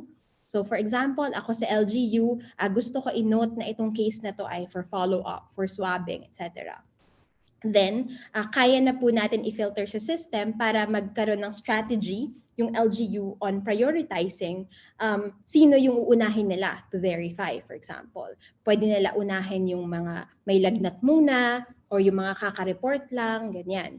In the end po, lahat ng mga to nagma-match na, nag-data mapping po kami with the team, other work streams, and then nag-aantay na lang po na ma-live na yung API ng COVID-Kaya, and then lahat po ng mga na nagma-match sa COVID-Kaya, we can simply, by a click of a button, na na-verify na ng LGU, it goes to COVID-Kaya. So ito po yung current na system natin na nag-exist. Ayan. So as you can see here, na-filter po natin na ito may mga cases na galing sa Tanod-Covid, may mga cases din na galing sa Kontra-Covid. Itong filter tray natin, very powerful na siya in terms of filtering kasi nga pwede na siyang magamit ng LGU to detect sino ba yung may mga fever, sino yung galing sa Tanod-Covid, for example. Yan, try natin. Sino yung mga nag-report na may fever and galing sa Tanod-Covid? So, naka-end siya. Wala. So, Tanod-Covid lang. Ayun. So, yun. So, may mga nag-report na. So, dito naman po, walang case classification pa kasi nga, sa Tanod-Covid, diba, symptoms lang. So, in a way, kahit na nag-integrate yung iba't ibang system na nag-start in different ways, dahil po dun sa efforts natin to really design and integrate things, nagagawa natin ng paraan paano mag-meet itong mga different systems. And of course, we don't stop there. Binubuksan na din po natin or nagsisimula na yung pagbukas ng ecosystem na to include other applications. Pero at the same time, kailangan din mag-comply sa data privacy, security, and technical integration na required ng IATF. Dashboard feature ng Kontra-Covid. And then, andito na rin actually yung COVID-19 tracker natin from DOH. Meron din siyang mapping feature dito sa gilid. Ayan. So, andito na. Nakadugtong na dito. So, kung ako sa LGU, gusto ko makita ano yung update from the COVID tracker, nandito na din siya. And then, the map. Ayan. Ayan. So, ito, for example, so dito, it's just a simple ayan, it's just a simple map ng mga cases natin. For example, ito, pinakamababa. Ayan, dito. Ayan, so dito sa Pasong Putik, merong mga nag-report na 2 severe, 2 mild, etc. So ito po yung mga current features ng Tanod Kontra-Covid. So paano ngayon ito ma-access ng mga LGUs to end this presentation? So right now, live po sa site, yung ating, itong ating sa kontracovid.ph, kung pupunta tayo dito, ayan, live dito yung register LGU. So if we click this button, kapag dito tayo, we will start the triage.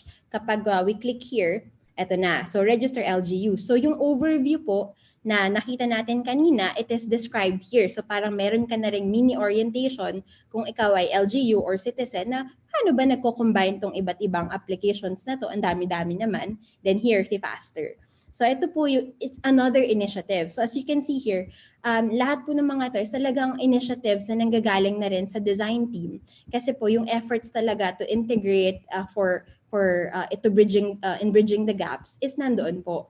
Tapos ayan, kapag nag-click tayo ng next, pwede na actually register ka agad yung LGU for orientation and to have access na din doon sa system afterwards. So that ends po the presentation from citizens to LGU portal to how can this be accessed by other LGUs nationwide. Yun po. So thank you po, and back to Doc Rina. Thank you, Lay.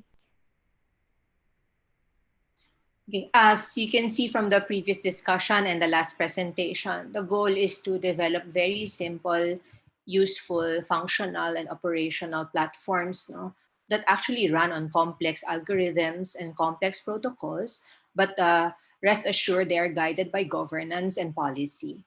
To our participants, while we proceed with the next set of presentations, our speakers will be responding to your inquiries in the chat box.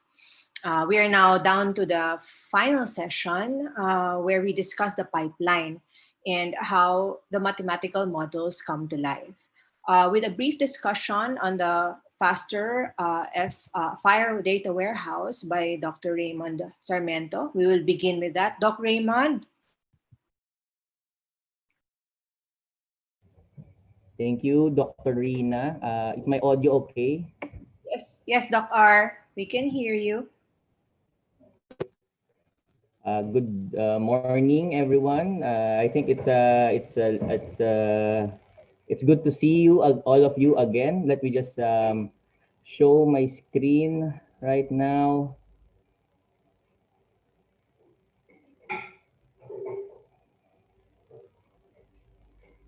Are you able to see my screen?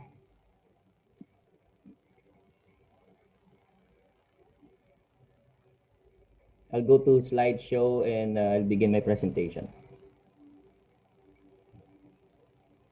Okay, we can see it now. Thank you.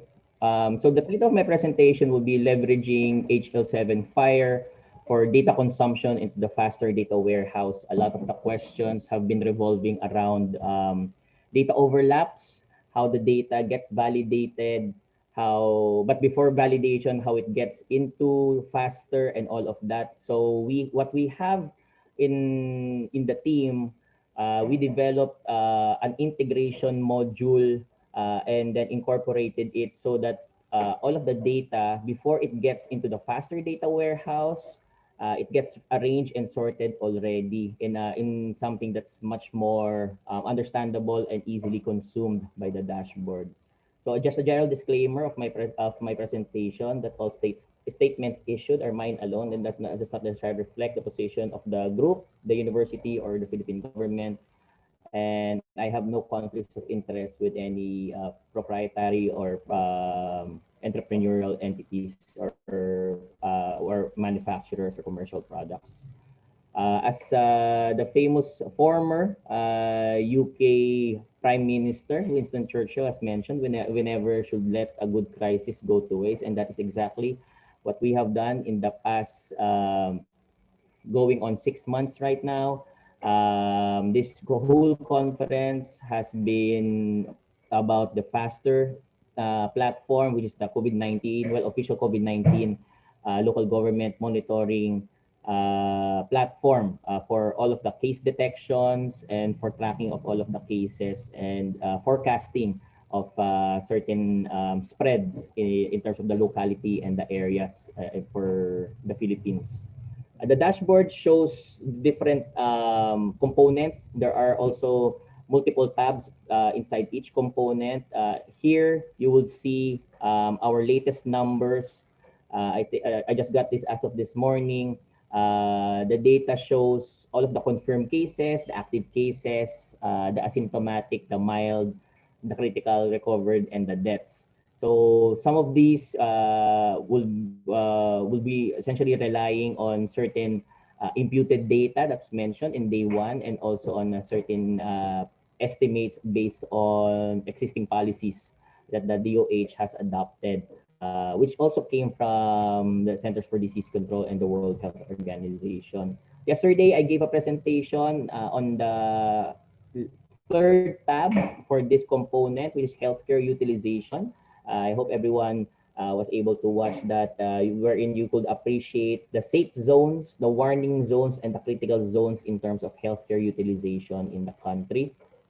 The recently completed presentation by the Tanod-Covid Kontra COVID group is really one to appreciated, especially because of the integration that came just in the last few weeks in terms of how this would entail several iterations and really the hard work of the team in terms of the integrating all of these so that the local government units will have an easier time submitting all of that data to what we call COVID Kaya. So COVID Kaya, and this slide shows the different digital platforms that we have right now. Not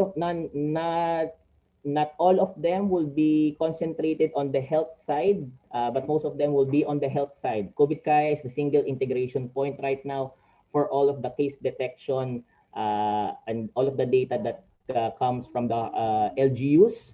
And the hospitals also submit all of their data to the one on the right-hand side on data collect so that we'd be able to understand the availability in terms of the number of isolation beds, ICU beds, mechanical ventilators, and medical personnel.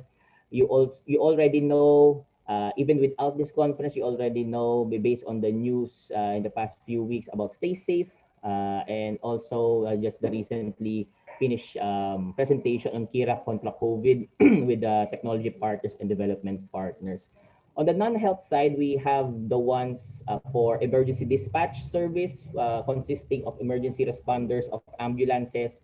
We also have the donation management dashboard that's really being, shall we say, headed by the Office of the Civil Defense with help from the Department of Foreign Affairs and also the Department of Health, coordinating the different sources of donations coming from international agencies or groups and from the local agencies or groups. And finally, we have those who are familiar with the Ayuda.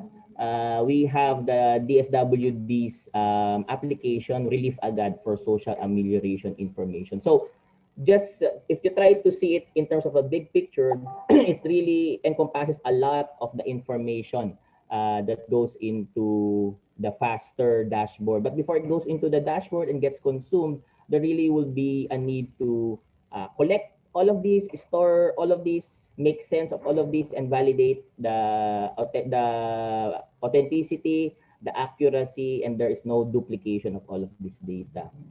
So all of our work, so remember that all of our work is not really meant to be put into silos.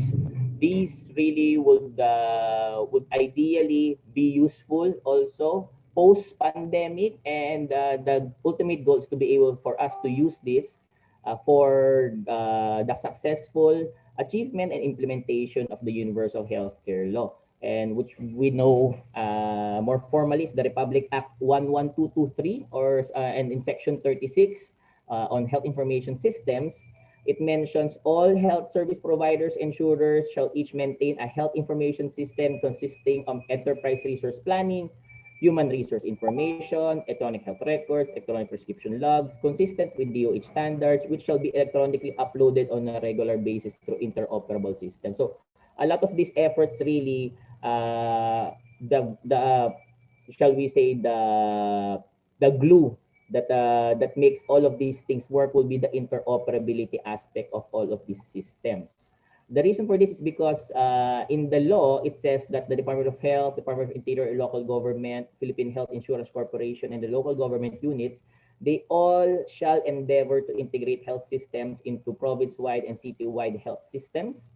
And the LGUs will be committing to province-wide and city-wide integrations in order to ensure managerial integration and financial integration. Those are the two components in terms of integration for the Universal Health healthcare and provide the needed resources and support mechanisms to make the integration possible and sustainable. You can all read this on the implementing rules and regulations, particularly in section 19.9 of the Universal Healthcare Law. The challenge in the immediate future is how do we actually achieve all of this integrated local health system. So remember, the Universal Healthcare Law really is focused on strengthening the primary healthcare services of the country so that our shift in terms of the mindset and also of the implementation will be we lessen the burden for the tertiary hospitals and the tertiary care facilities so that we do not focus on the treatment aspect or the treatment part of the medical spectrum. What we will be focusing more will be so that not on the curative part so much, but more so on the promotive and the preventive part, so that most of these cases will eventually be more easily managed at the primary care level. And then that really has been found to be the key in terms of achieving universal healthcare, because if you strengthen primary healthcare and primary care services, it really will push our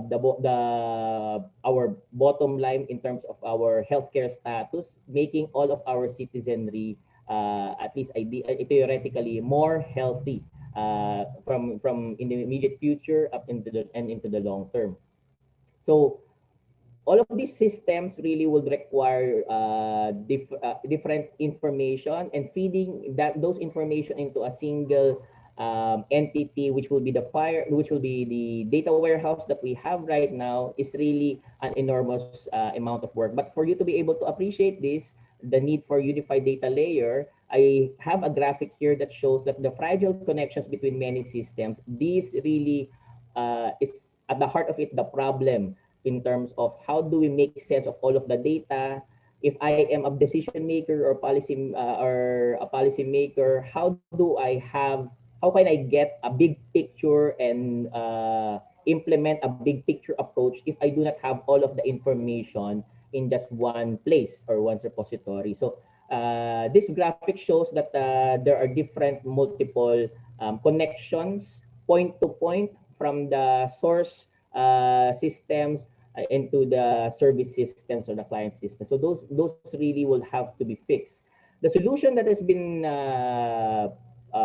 promulgated and also promoted will be having a consistent interoperability standard for all the systems. So remember, there really is no push in terms of this is the only standard that you use, that is the ones that all of you should be using. It really would be identifying an integration point and how all of these will be connecting to each other and following a specific interoperability standard. So there are multiple standards that are available. FHIR stands for Fast Healthcare Interoperability Resources. It's one of the, well, it's really a hot topic right now. It's really one of the top and emerging interoperability standards in the country. HL7 is an SDO, a standards development organization that has been around since the 80s. And the work that all the clinical facilities, all the hospitals, they really, if you wanted to connect one part of your hospital, let's say your registration to your billing, to your medical records, to your inpatient and outpatient, a lot of those really will utilize HL7 standards. FHIR is really, if you are just so for a more maybe a better way to appreciate FHIR will be if you are familiar with the Apple Health Kit that Apple has been promulgating in terms of all of their wearable technologies. If you were in the United States, it's really a popular application right now, primarily because if you could imagine yourself being seen in one hospital. Hospital A has an electronic health record A. Hospital B, electronic health record B. Hospital C, electronic health record C, and so on and so forth. If you were, let's say, in the last 10, 20 years, you were seen by multiple health facilities and you wanted a way for you to be able to verify and to aggregate and make all of them be integrated into just one singular place, the Apple Health Kit will help you with that. And the technology that Apple Health Kit is dependent on is FHIR. So for our warehouse, the warehouse really uses FHIR to be able to integrate all of those different information coming from the different systems that I have shown earlier. And this is the architecture that we have right now for the data warehouse. On the left-hand side, we have the data producers. On the middle, we have the faster data warehouse. The top side will be on the clinical information or the health information, and the bottom part of the middle component will be on the non-health components, and how all of these feed into faster. Because faster, as you know, it does not only show health information, but also there are on security, on social economic. So for those that who were able to attend our conference yesterday, yun po yung nababanggit po in terms of how all of these get displayed into faster. We use several different FHIR resources. Those resources po essentially are data elements, whether they're normative, whether they're extended. A lot of these resources get either using a post approach or a get approach. So for FHIR, those information get posted into the FHIR server that gets validated at that point in time, and all of the subscriptions from one point to another. Let's say the ML stands here for middle layer in terms of pushing all of these FHIR resources, especially for the non-health components for FHIR. So thank you so much, and I'll be more than happy to answer your questions. Thank you, Doc Raymond. It is by design that we are using a data warehouse for FASSTER, because we know that along the way there will be several sources of data that needs to be integrated to have a more comprehensive and more localized model and analytical tools. No? So from the very beginning, talaga pong sinadya na namin na may warehouse po. Okay, and then this is also aligned with the Universal Healthcare Law. Okay, our next presenter is Mr. Kennedy Espina. Kennedy graduated BS Management Information Systems in 2015 and Master in Computer Science in 2016 from the Ateneo de Manila University. He developed pioneering work on infodemiology and social media as contributor to the disease surveillance system. He is part of the lineup of lecturers of the Department of Information Systems and Computer Science in Ateneo. In 2018, he began pursuing his Juris Doctor degree at the University of the Philippines College of Law. He currently acts as the program manager and continues to serve as researcher for the FASSTER project during the COVID-19 pandemic. Let us all listen to Ken's discussion on model implementation from equation to code. Ken? Good morning po. Let me share my slides now.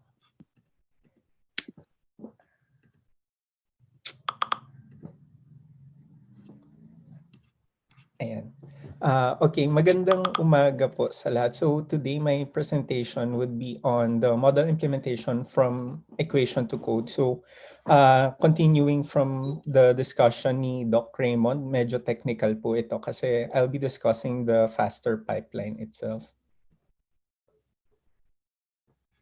Okay. So we identified two hurdles dito sa in terms of the pipeline. The first one would be the competency and the technology that our sub-teams have. So for example, the data warehouse team, as mentioned by Doc Raymond, uses the FHIR warehouse.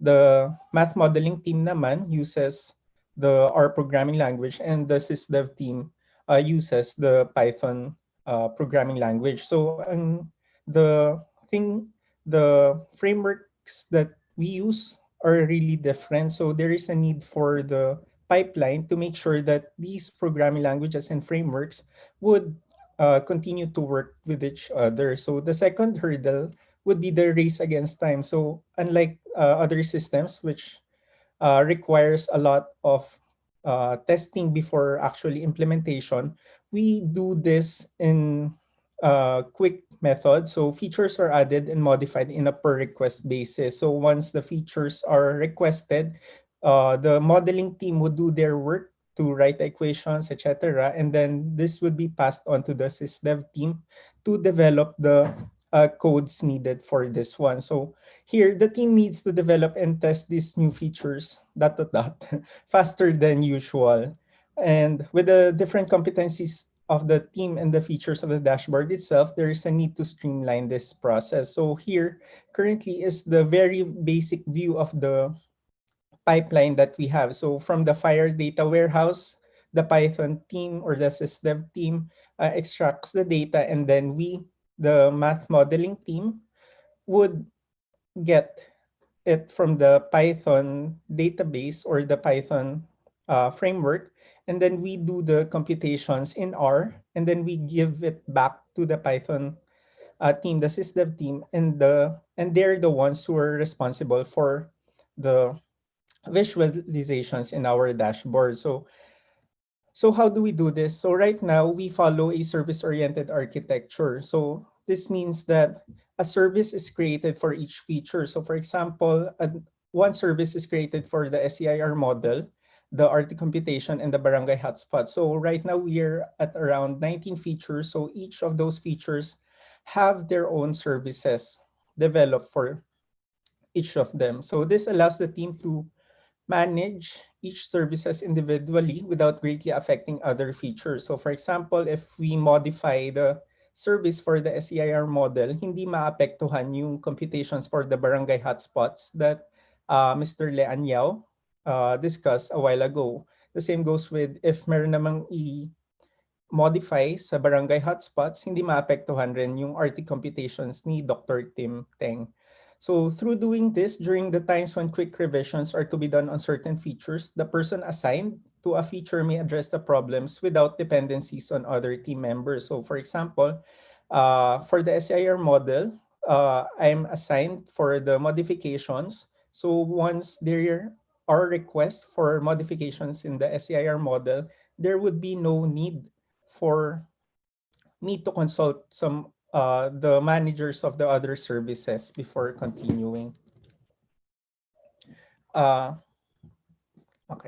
so here is the implementation of the SOA architecture in FASSTER. So the three screens here that you see would be just three of the many features of FASSTER. So for the compartment model, the RT, and the barangay hotspot. So each of them at the back end has their separate R services na tumatakbo siya in real time. So if one feature encounters a problem, so for example, nag-down yung service for the time-varying reproductive number, it will only be that feature which will be affected. So the other features would remain accessible to our users, even if one of the features, let's say nga yung RT, would go down. So ang goal po natin dito is to have these features always available, even if one of the features would not work properly during a certain time period. So the next question would then be, how then do we connect these R services to the FASSTER dashboard? I would like to reiterate lang na the competencies po kasi ng ating math team would be in our programming languages. As discussed before, yung mga packages na ginagamit is only available for the R programming language. So let me go through the process using the SCIR equation as an example. The SCIR equation as discussed in the first day would be this one. So it's a bit complicated, and ang goal ng coding team would be to translate these equations into code. So the first step would be for the math team to draw up their equations. And the next step would be for us to translate it to the code. So here on the right side will be a snapshot of the code that we use for the SCR equation. So these are just few lines, pero in reality, there are thousands of lines na nangyayari dito. So the equations on the left side is exactly the same as the equations as written in the R programming language. So once this is up and running and nakikita na siya sa FASSTER dashboard, the adjustments in the SCIR model could then be made directly to the code lang for the SCIR model. So when or when we change the code for the SCIR model, we make modifications, we only delve into the code for the service for the SCIR model. So changes in the SCIR service is sure to only change the SCIR service, not affecting the other services. So sample modifications, what if we want to introduce parameters? So for example, there was a need to introduce the parameter of the MECQ from August 4 to August 18 in the NCR region. Paano natin ito magagawa? So that's an example of a quick request for modification. So what if we want to change the estimation procedure? So on the right side, you would see the screenshot of the estimation code. We use the Optim parallel package for estimation using the FGSB algorithm. So what if we want to change the estimation procedure? So we'll just change this particular part of the code to make sure that na ito lang yung mapapalitan for in terms of the faster system. So using this, changes can be done in the most flexible way. The next hurdle would be to how then can we let R communicate with the Python team or the sysdev team. So here we use a package called Plumber. So it's a wordplay kasi of the pipeline. So this is a bridge using APIs na to make our R code accessible or the outputs of our R code accessible to our sysdev team. So we just add a few lines of code. We rearrange some lines of codes and we add this code in our R code. And the next step would be this returns na in JSON format yung ano. So the service is up and it returns in JSON format which is accessible or readable na ng ating FASSTER dashboard.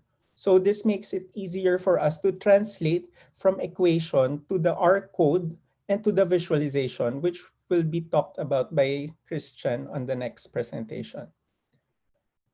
Okay, just to end my session, parang through doing a service-oriented architecture, the advantage can be seen in its flexibility. So for example, I listed down 3 use cases for the services. So first, it could be easily visualized in the FASSTER dashboard. So the FASSTER dashboard itself uses the services na. Next would be generation of outputs outside the dashboard would also be easier since these are services. It does not need the front end of the dashboard itself kasi pwede nating itap na directly yung services at the back end. And next would be other requests. So for example, if the DOH request for the availability of the APIs or the services for different features of FASSTER, we could give them access. And it would be also readable to whatever programming language na ginagamit nila internally. So that ends my presentation and thank you.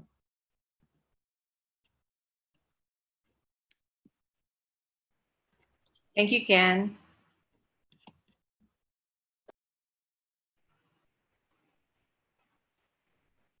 Okay, our last presenter, Christian Pulmano, is a full-time instructor at the Department of Information Systems and Computer Science, Ateneo de Manila University, where he teaches health informatics contemporary databases and has pioneered courses in blockchain.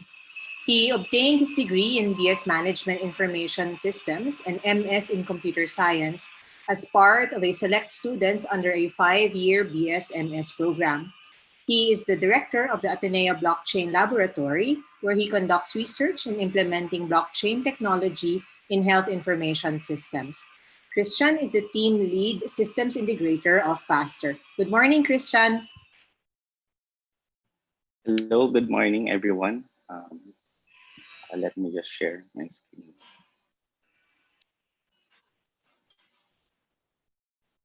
Okay. This presentation is entitled Visualizing COVID-19 Data in FASSTER, wherein I will briefly describe how we put it all together into one web-based platform that is accessible to our local government units for use of in their decision-making process. Since the conception of the project in 2016, the goal of FASSTER has always been to create a data hub that can be used for disease surveillance and monitoring, and it will help in the prevention of outbreaks even before it has happened. FASSTER aims to create a hub for different data sources, providing a rich layout of integrated information that should facilitate in the understanding of the COVID-19 situation. Initially, it was designed to model dengue, measles, and typhoid, but due to the pandemic, we had to repurpose it into COVID-19 to help solve this pandemic issue that we are facing right now. Unlike common visualization platforms that usually deal with static data and standard data, COVID-19 is an epitome of the 5 V's of big data because of the volume of data that we are getting, the velocity of information that we are capturing, the variety of data formats that we are using out there, the need for veracity, as well as the different values that it brings in understanding the reality of the spread of the COVID-19 disease. And with that, this is the FASSTER workflow that we are using from the data retrieval, moving to the visualization. We start the whole process with the data pre-processing, wherein our experts in the field conduct exploratory data analysis on the data that we have, and also do parameter fitting and model generations. As seen in the previous presentations, the different members of the math team, as well as different contributing organizations, they submit or they propose to us analysis that can be included in the FASSTER visualizations. Usually what the tool that we use here is R. As Ken mentioned, it has good data processing capabilities that the team finds useful for analysis. The results then of the data processing get stored in a data store along with other data that we are getting for COVID-19. As mentioned in Dr. Raymond's presentation, we use a FHIR-based data warehouse to store the health data that we have, but for non-health indicators and non-health information, we use MongoDB as a storage.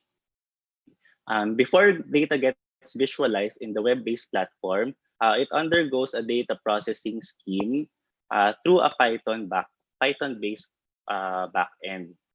In this step, the data undergoes harmonization. So coming from different multiple sources, having different data formats, we harmonize it into a standard JSON format, which is which makes the data ready for the visualization.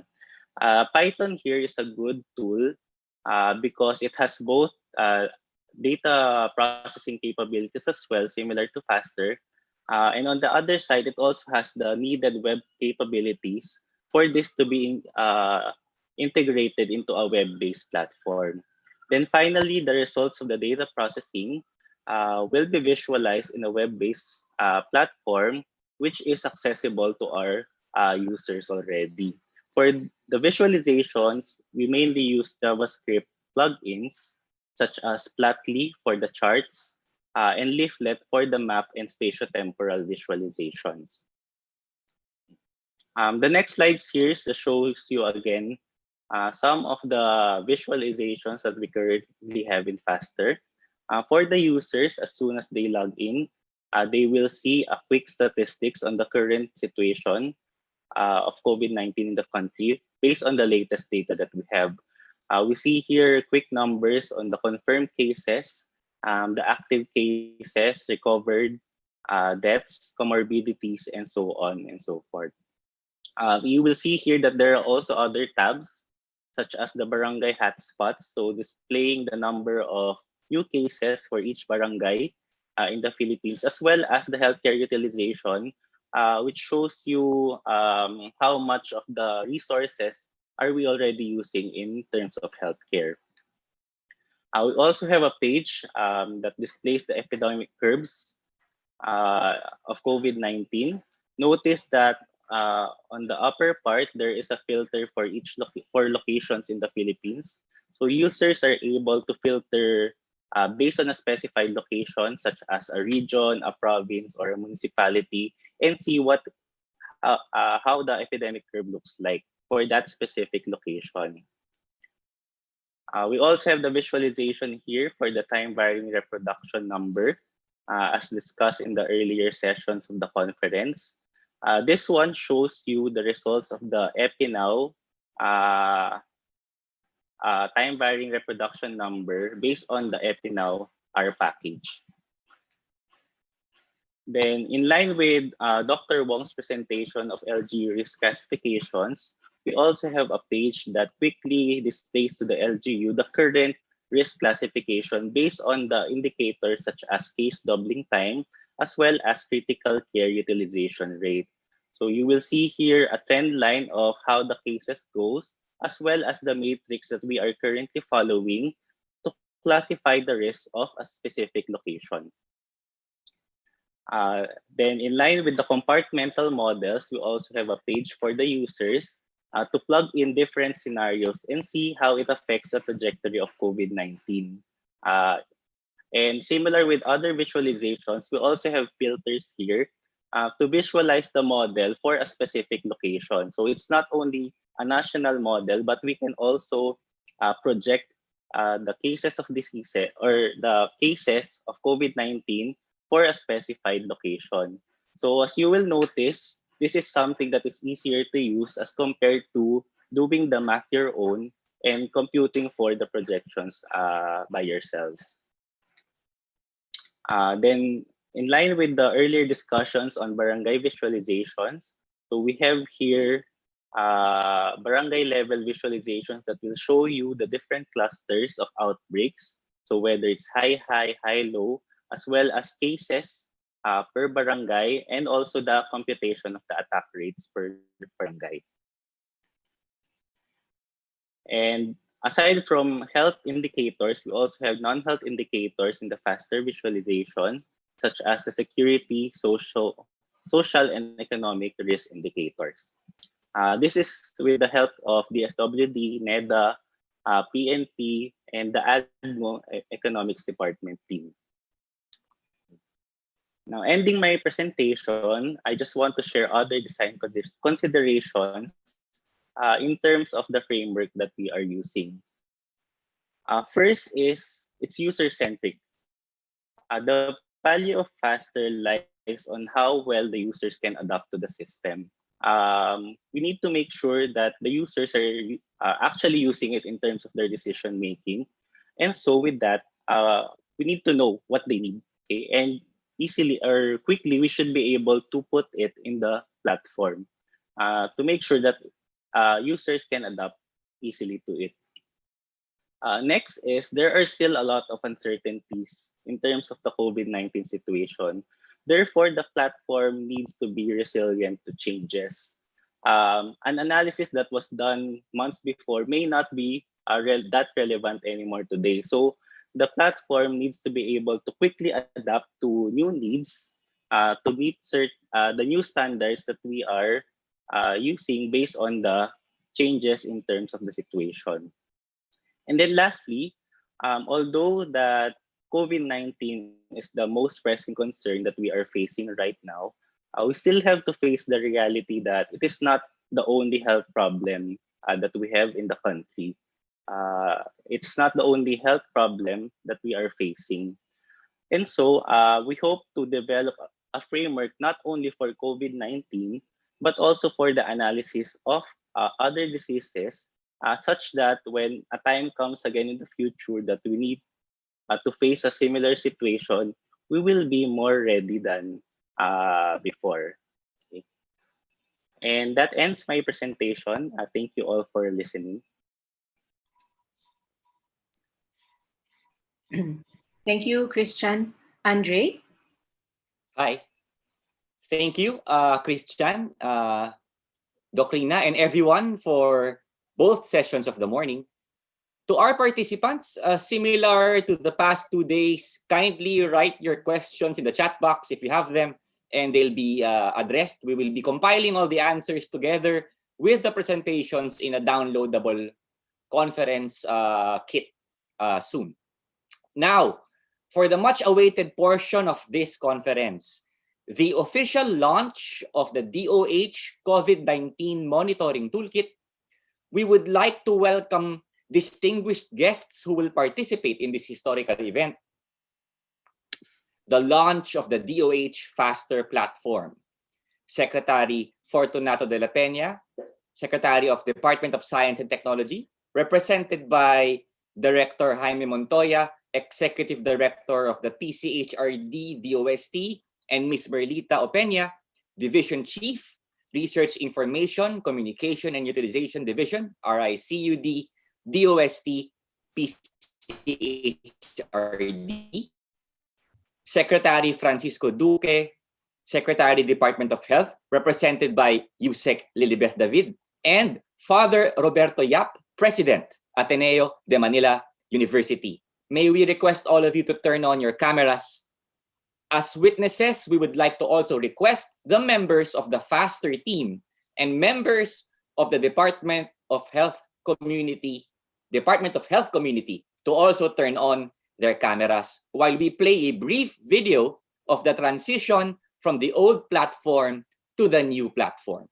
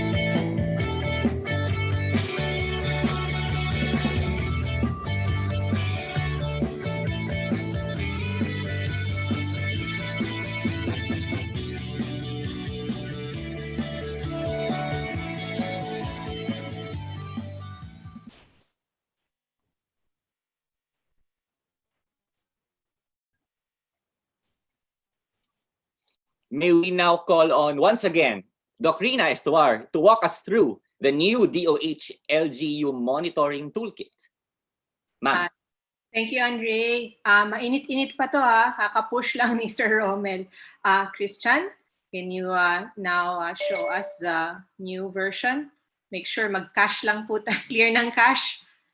So this is the first time everyone is seeing the new landing page of what used to be the FASSSTER platform to the now DOH COVID-19 Philippines LGU monitoring platform. So we will just walk through the different features. So for the users of the platform, pareho naman po yung laman. Nag-change lang po kami ng template or ng theme, to make it DOH theme, katulad po ng ibang platforms na ginagamit po at kinontribute to DOH. So you can still use the same account. So it now just says it's powered by FASSSTER. Okay, so pag nag-login po tayo,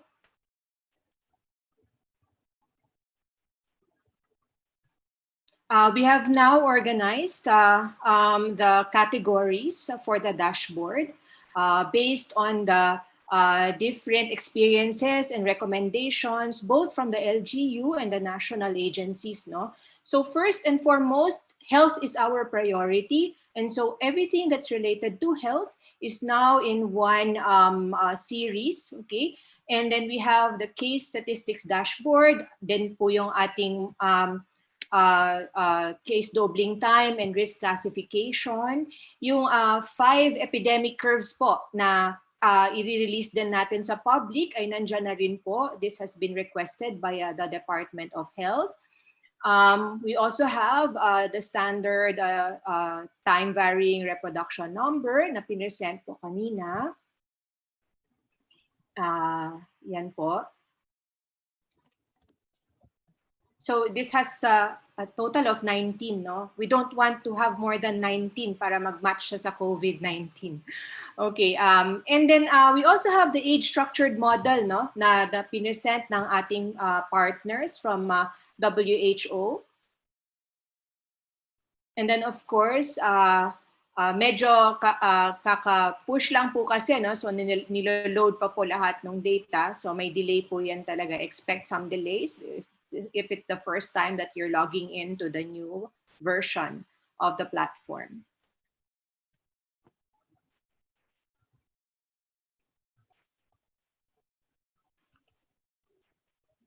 Okay, so the age-structured model is here, and it is it can be used if you want to maybe make some policies based on age groups, okay, and based on different scenarios. And then of course, narinig po natin today yung ating localized analysis in Barangay Hotspots and Moran's Eye and Lisa.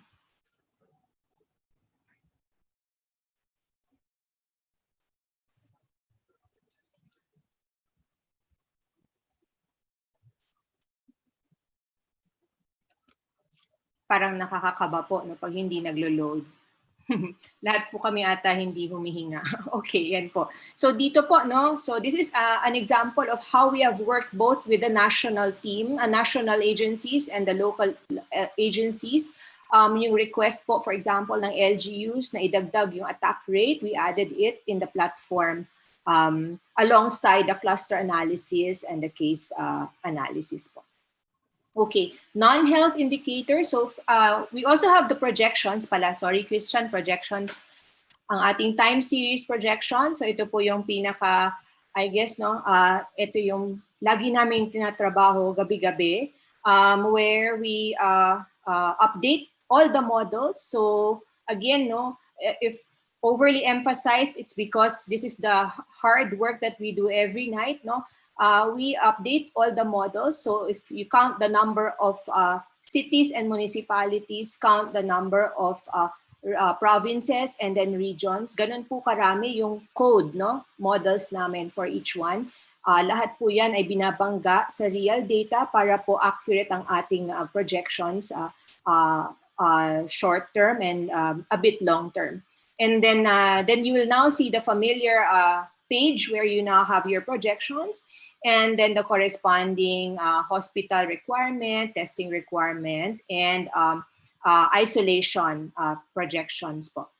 Okay? And then siguro, maybe a few na lang, no, yung ating non-health would be yung ating social and economic data.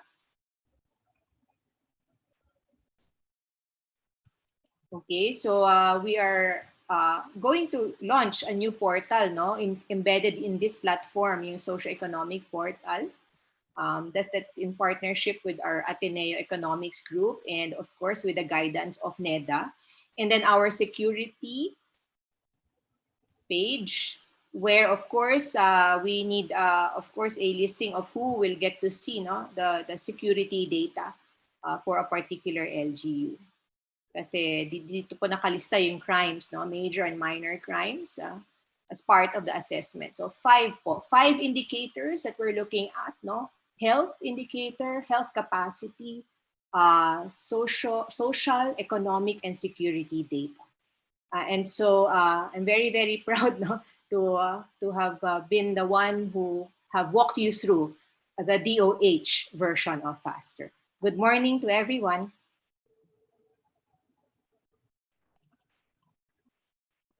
Thank you. Wait, let me make sure my mic is on. Okay. Thank you, Doc Rina. We're all truly honored to have witnessed this very, very important event. Now, let's listen to key messages from the representatives of the institutions that made FASSSTER a reality. Let's begin with the video message from Secretary Fortunato de la Peña. Health Secretary Francisco Duque III, DOH Undersecretary Dr. Rosette Vergeire, our partners from the Ateneo de Manila University, our partners from the University of the Philippines Manila National Telehealth Center, the FASSSTER team, everyone, good morning. Congratulations to the Ateneo Center for Computing Competency and Research, as well as the UP Manila National Telehealth Center and the Department of Science and Technology's Philippine Council for Health Research and Development, or PCHRD, for the successful conduct of the Unlocking FASSSTER, the Science Behind the FASSSTER Platform webinar. The 3-day seminar or webinar revealed to us the science behind the FASSSTER, or the feasibility analysis of syndromic surveillance using spatio-temporal epidemiological modeler, or FASSSTER nga for short. While many theoretical researches remain theories that can only be tested in experimental environments, FASSSTER was able to apply theoretical modeling into real life. FASSSTER is an example of how data science research transforms into a platform that generates reliable predictions to support real-time decision-making for the COVID-19 crisis. FASSSTER was not made overnight. Developed in 2016 for the surveillance of dengue, measles, and typhoid, FASSSTER was recalibrated to get the best possible understanding of how the COVID-19 epidemic unfolds. This is a research that builds on a previous study, thus showing that the life of researchers is continuously enriched by new findings. Today's event is extra special because our partner, the Department of Health, officially adopts the FASSSTER as the Department of Health's COVID-19 monitoring tool. We trust that the integration of the tool in our national COVID-19 response will facilitate the streamlining of our emergency response processes and healthcare service delivery. We do not know with certainty how things will unravel, but with the best predictions, we can improve our implementation and management of our COVID-19 response. To the DOH and FASSSTER team, we look forward to strengthen partnerships and future collaborations. By working together and complementing our expertise, we amplify the impact of research and development to our communities. May this technology adoption enjoin more researchers to work with us and encourage decision makers to continue supporting initiatives that bring science closer to the people. As the National Agency for Scientific and Technological Efforts, the DOST commits to fostering sustainable R&D in the country, not only to boost COVID-19 response, but also to solve the country's most pressing issues. By building on science and technology and solidarity, we will heal as one. Maraming salamat po at mabuhay ang FASSSTER.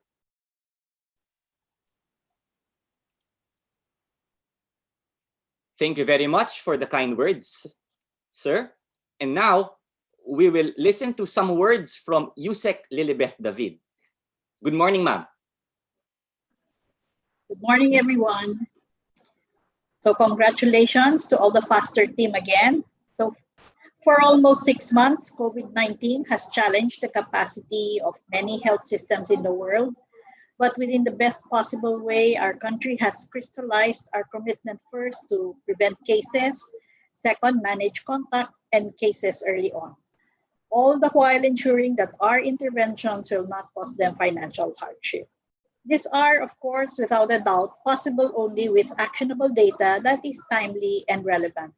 So from 2016, with statistical models for dengue, measles, and typhoid, FASSSTER this year now has a COVID-19 disease model to monitor and predict the spread of the coronavirus disease using data submitted to the Department of Health.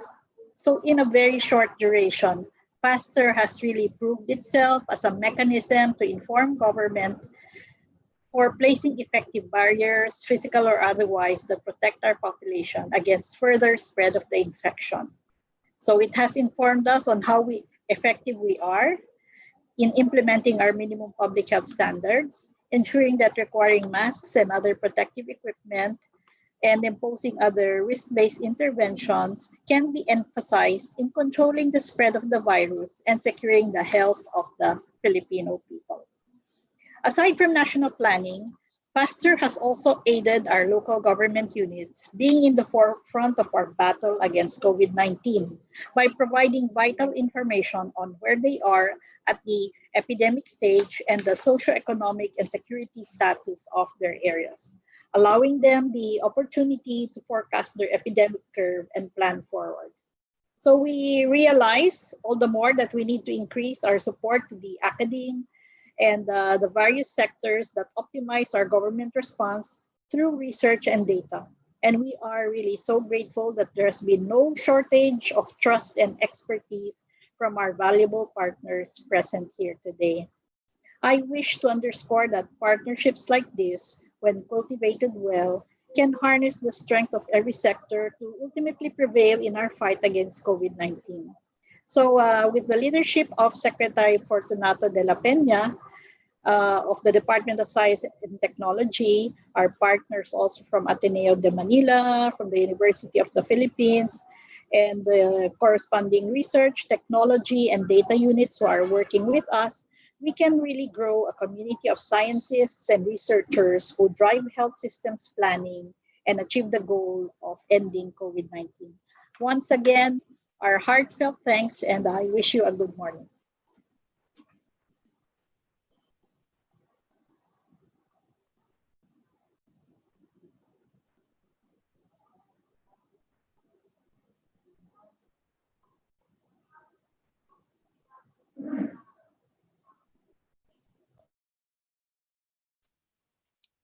Hello. Thank you for the message, Usec Lilibeth.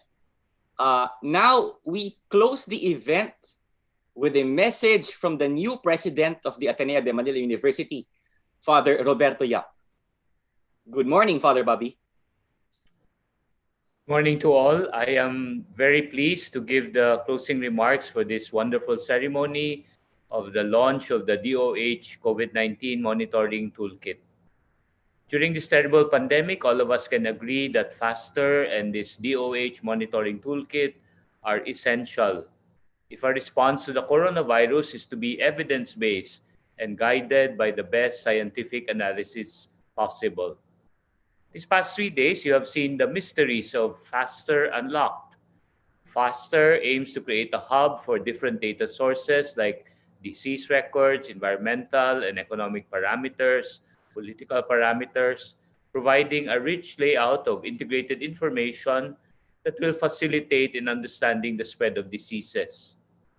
In partnership with the Department of Health, Department of Science and Technology, Philippine Council for Health Research and Development, the University of the Philippines, and the Ateneo de Manila University, FASSTER aims to provide a user-friendly tool for modeling disease spreads in the Philippines and to aid in the DOH's disease surveillance efforts. I understand FASSTER started a few years ago in detecting dengue, measles, and now has been refined and developed intensively and extensively in monitoring COVID-19.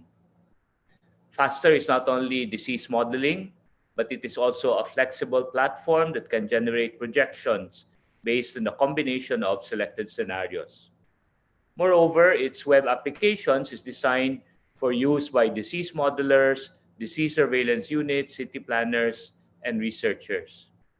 It is noteworthy that FASSTER is interdisciplinary, involving information systems and computer science, systems development, mathematics, medicine and epidemiology, public health, economics, governance, and public policy. FASSTER is certainly informed by the best science, modeling, and analysis available. FASSTER is truly a fine example of science serving society. FASSSTER has been supported by government and is being used for public service and promoting the common good. Thank you to the DOST and the DOH and to UP. We are pleased that FASSSTER provides data and analysis that national government agencies, local government units, even barangays can use in controlling and managing COVID-19. As we turn over this monitoring toolkit to DOH, we assure the DOH of Ateneo's continuing support and service as we strive to work for the good of all and to help those in need. In the strategic plan of the Ateneo de Manila, known as AMDG 2030, the second strategic goal is broaden our influence in building the nation and Asia-Pacific region. Ateneo aims to influence policy and action as a truly national and global university by establishing social development programs, think tanks, policy centers, and research units that actively engage with government, the private sector, and civil society in working for a more humane and just world. I salute the Ateneo team involved in FASSSTER, led by Dr. Rina Estuar. You are examples of Ateneans who are working hard to achieve this AMDG strategic goal of nation building. And I know you have worked diligently and generously this past 5 months of the pandemic ad maiorem, Dei Gloriam, AMDG, all for God's greater glory. To the FASSSTER team, to our friends in DOH, please know that we pray for you every day in the Oratio Imperata. We pray that you guide the people tasked to find cures for this disease and to stem its transmission. In an April 2020 article, A Plan to Rise Up Again, Pope Francis praises healthcare workers and healthcare researchers. He wrote, "We saw anointing poured forth from you, who had the courage to offer everything they had to bring some care, calm, and courage to the situation. Thank you, FASSSTER team, for anointing us. Congratulations. Maraming salamat sa inyo at magandang umaga sa inyong lahat." Thank you, Father Bobby, for that message, and to all the speakers of this entire morning. No, that is the end of our 3-day conference, but it's time for us to turn on all of our cameras because we will have a group photo. I'll transfer the spotlight to si Winfer ba to manage this photo opportunity. Paki-on lang po natin ang ating mga cameras. Maraming salamat. Thank you, Father. I'll start capturing images in 10 seconds. Okay, so please hold your smile because there would be several pages of screen captures. Okay, starting. So 1, second one, third one.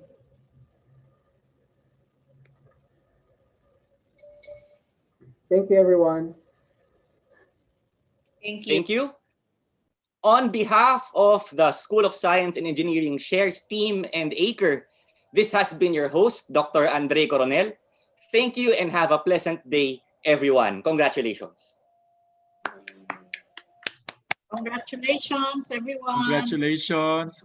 And thank you to the FASSSTER team. Congratulations. Thank you, Doc Yami. Magandang hapon po sa inyong lahat. Congratulations, ma'am. Maraming salamat po. Thank you, Ma'am Merl. Thank you. Thank you. Congratulations. Doc LV, Doc Rina, congratulations, and to everyone. Salamat, The salamat. entire team. Salamat Thank you po. po. Salamat. Doc Panjo, thank you.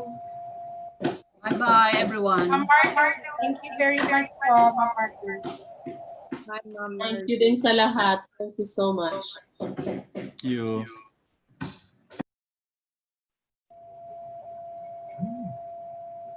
Thank you, Usec Beth.